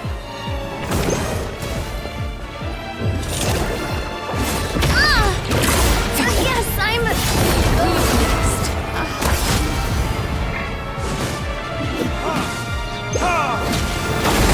Now's our chance! Over here!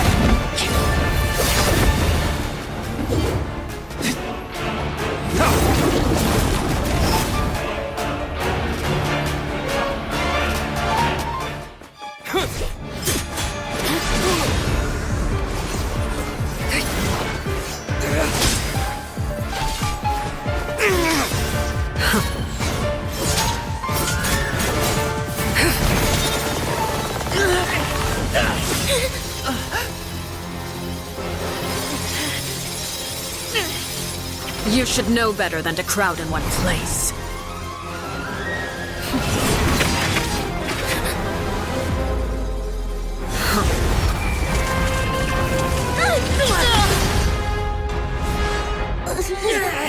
Oh, I know.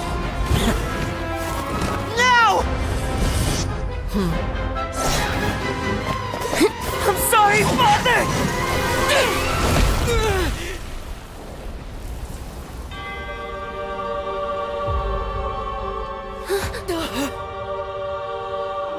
Sorry for what? This pitiful excuse for an attack.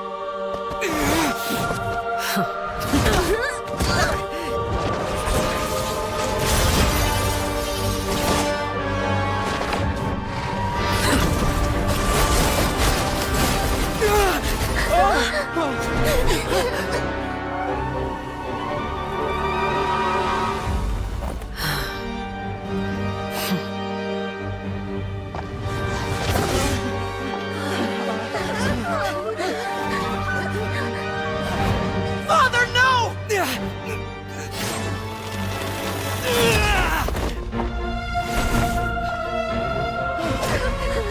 Made it out, did you? You're stronger than I expected.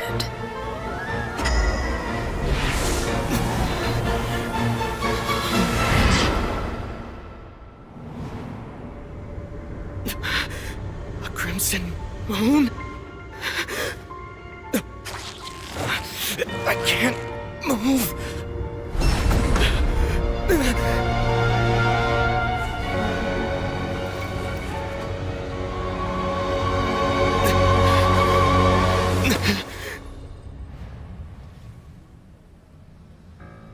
Still, not strong enough to beat me.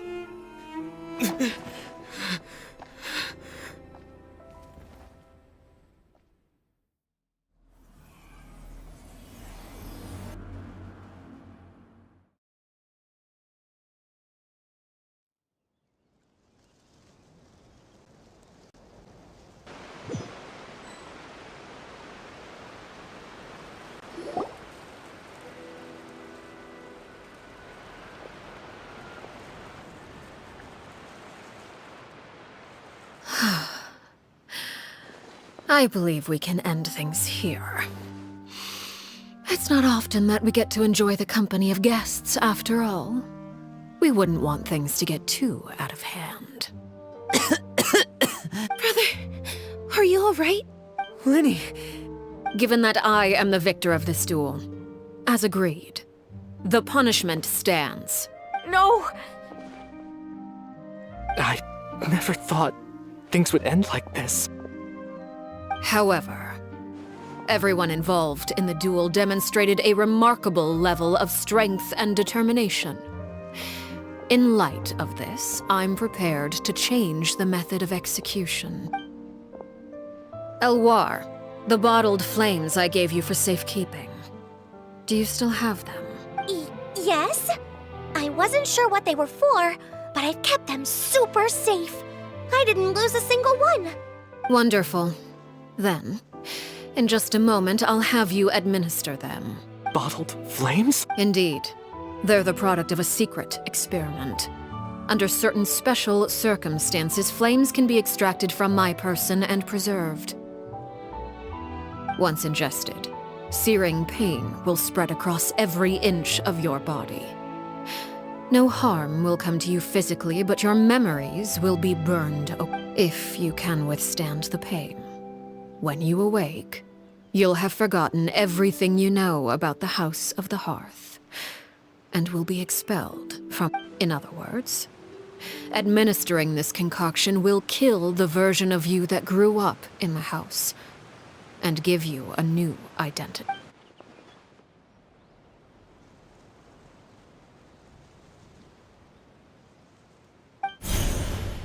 Memory is a mysterious thing indeed. Losing a portion of your memories will alter your sense of self.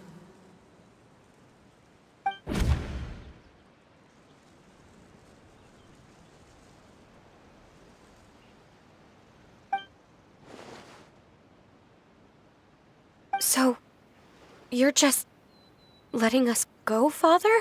You misunderstand. Memories are extremely important. Once consumed by flame, the version of you standing before me will die, and our secrets will die with you.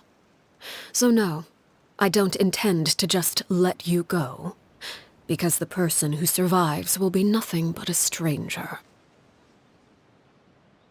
Even so, I won't have to live in fear anymore. I'm sorry, Father. I'm sorry I let you down. But I really... Don't cry, Filial. You haven't left the house yet, so there are still rules to be followed, yes? Remember what I taught you. Anger makes you impulsive, sorrow causes you to waver. Don't let yourself be controlled by your emotions. Of course. I'll remember. Dry your tears, and go pursue the life you really want. Yes, Father. Chaplot, Foltz, Elwar, take them back to Poisson. And bring Lenny and the others as well. I prepared 3 extra vials of bottled flames. As for whether to take them, the choice is yours. Goodbye, children. The next time we meet, I will no longer be your father. Thank you for all you've done for the house. I hope you have bright futures ahead of you.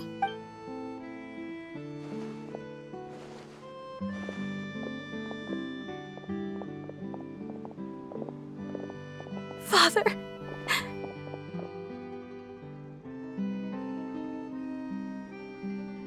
Let's go.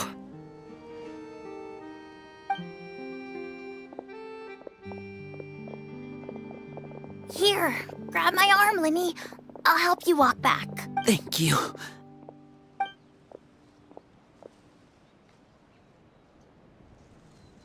Clairvy.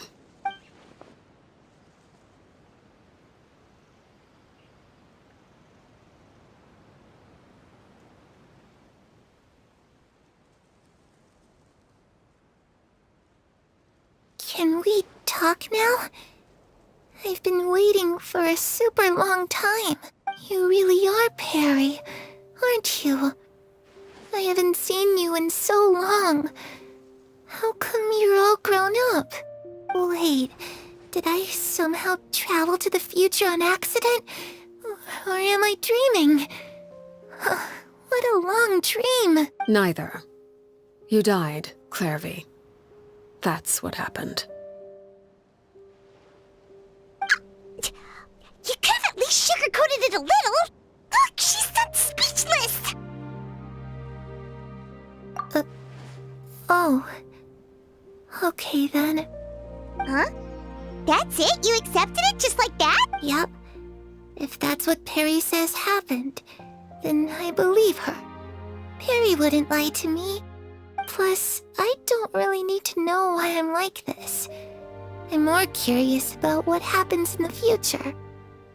If you're a harbinger now, Perry, that means Mother is gone, isn't she?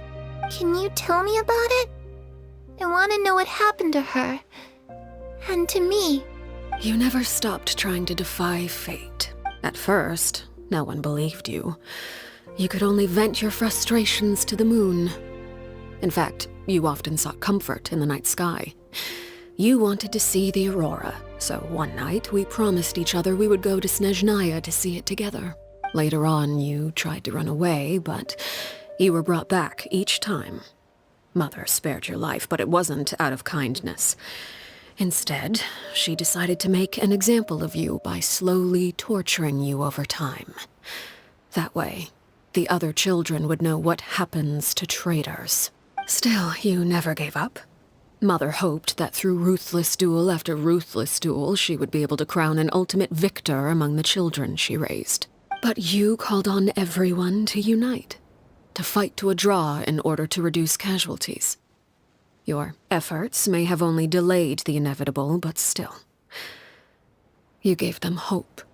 You tried everything you could think of, but every attempt ended in failure. Still, you never turned your sword on Crucibina, and you never turned it on me. On that gloomy day, you for the last 16 years of my life, I've done everything I can to fight for freedom. But now, I realize that the only freedom I truly possess is the freedom to choose to die. I never imagined I would say something like that. I must have been feeling really worn down, but somehow, I still think I understand. According to Mother's plan, only one of us was going to make it until the end. And I always hoped that person would be you. If I could do it all over again, I still don't think I would make a different choice. Even when I first met you, I knew you'd be able to do what I couldn't. Is that so? Even now, I'm not sure I truly understand what kind of freedom you were trying to pursue. But as the head of the House of the Hearth, and as the children's father, I've tried to give them the most basic of freedoms. The freedom to choose their own fate. It's something I discussed with the Iudex of Fontaine. The children who want to leave the house will have their memories wiped clean of all secrets pertaining to the organization. In return, they will be allowed to live a normal life in Fontaine without being prosecuted for their past. Of course, I won't simply hand freedom to them on a silver platter. They have to fight for it and prove themselves worthy of it. Only— That's more than enough. That's exactly the kind of life I was fighting for. You know, Perry, I think you're a pretty amazing king, and a really great father, too. I'm really happy that you're the one who took over the house. I guess I do have one regret, though. I still haven't seen the outside world. Well, it just so happens that our dear guests over here have been to many nations and traveled to countless places. Perhaps they would be willing to tell you what the outside world is like. Really? Of course! We've traveled all over the place. We've got so many stories, we could probably talk your ears off for 3 days straight.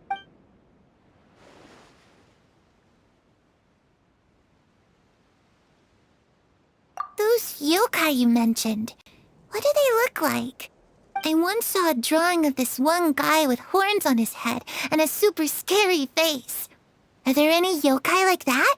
Oh, sounds like you're talking about an Oni. Yep, we've met one, and let Paimon tell you, they're not nearly as scary as they look. I was always too afraid to skip Mother's fighting lessons. But at the academia, I bet you could do all sorts of secret things in class. Things that have nothing to do with studying. I'm just kidding. Being able to study whatever you want without having to fear for your life actually sounds pretty great.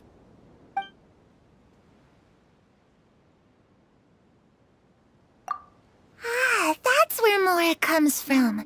I never knew that before. If I had some Mora, I would buy 3 new dresses. One for me, one for Perry, and one for Mother. It's just too bad Perry doesn't like wearing dresses. And Mother, well, she probably wouldn't accept something like that either. I guess I'd just have to keep them all for me then. I could wear a different one every day. You know, I used to dream of being a bard. Playing the lute while singing into the winds of freedom. Even if there was no one there to listen, I would have continued to sing no matter what.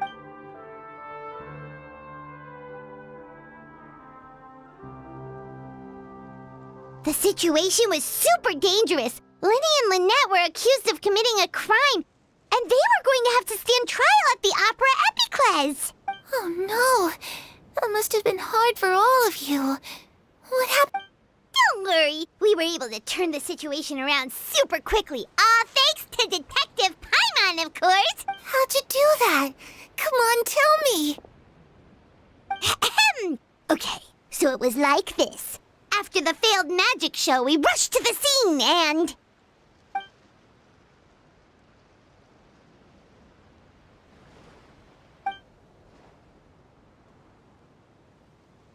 Shadows don't have the capacity to learn or grow. Any new information they encounter is quickly forgotten over.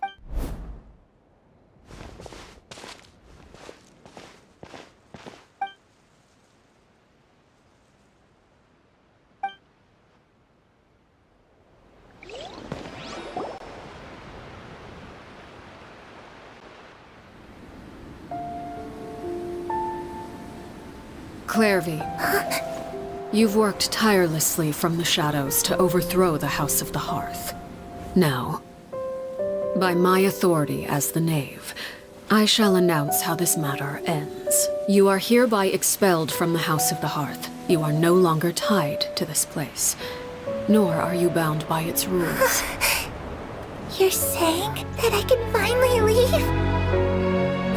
I get to experience the outside world as well? Oh, I almost forgot.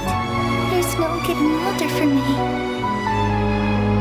Still, seeing who you grew up to be makes me really happy, Parallel. Take care of yourself. Goodbye. May we meet again someday.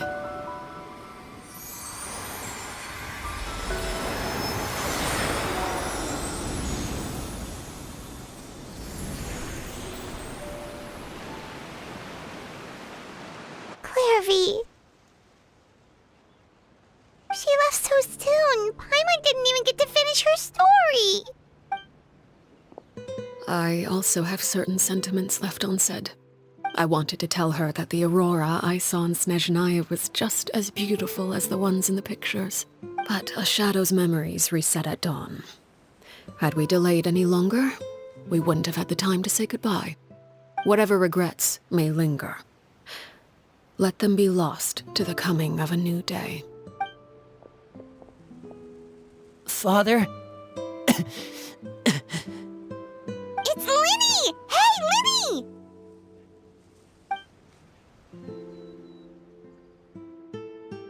What is he doing back here? Let's go check it out.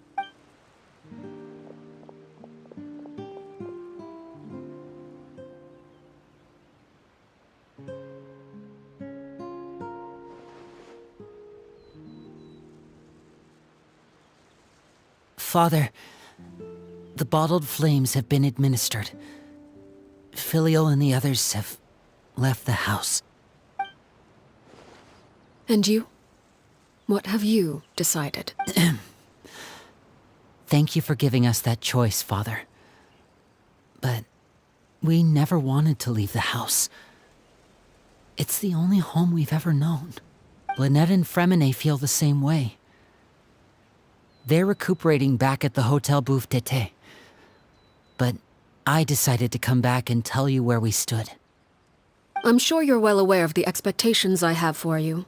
I want you to follow in my footsteps and become the next king of the house. Yet you seem to have different ideas. I must admit, I'm rather surprised by your decision to stay. There's nothing wrong with choosing to live a quiet life. Leading this organization is a heavy responsibility, one not so easily carried by someone forced onto the throne. I just never understood what you saw in me. What made you believe I was deserving of that throne? You're brave, talented, and, most importantly, you cherish your family. You would do anything to protect them, even if it costs you your life.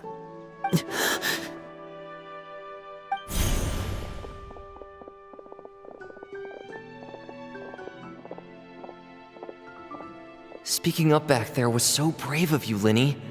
It's all thanks to you that we were able to convince Father to back down.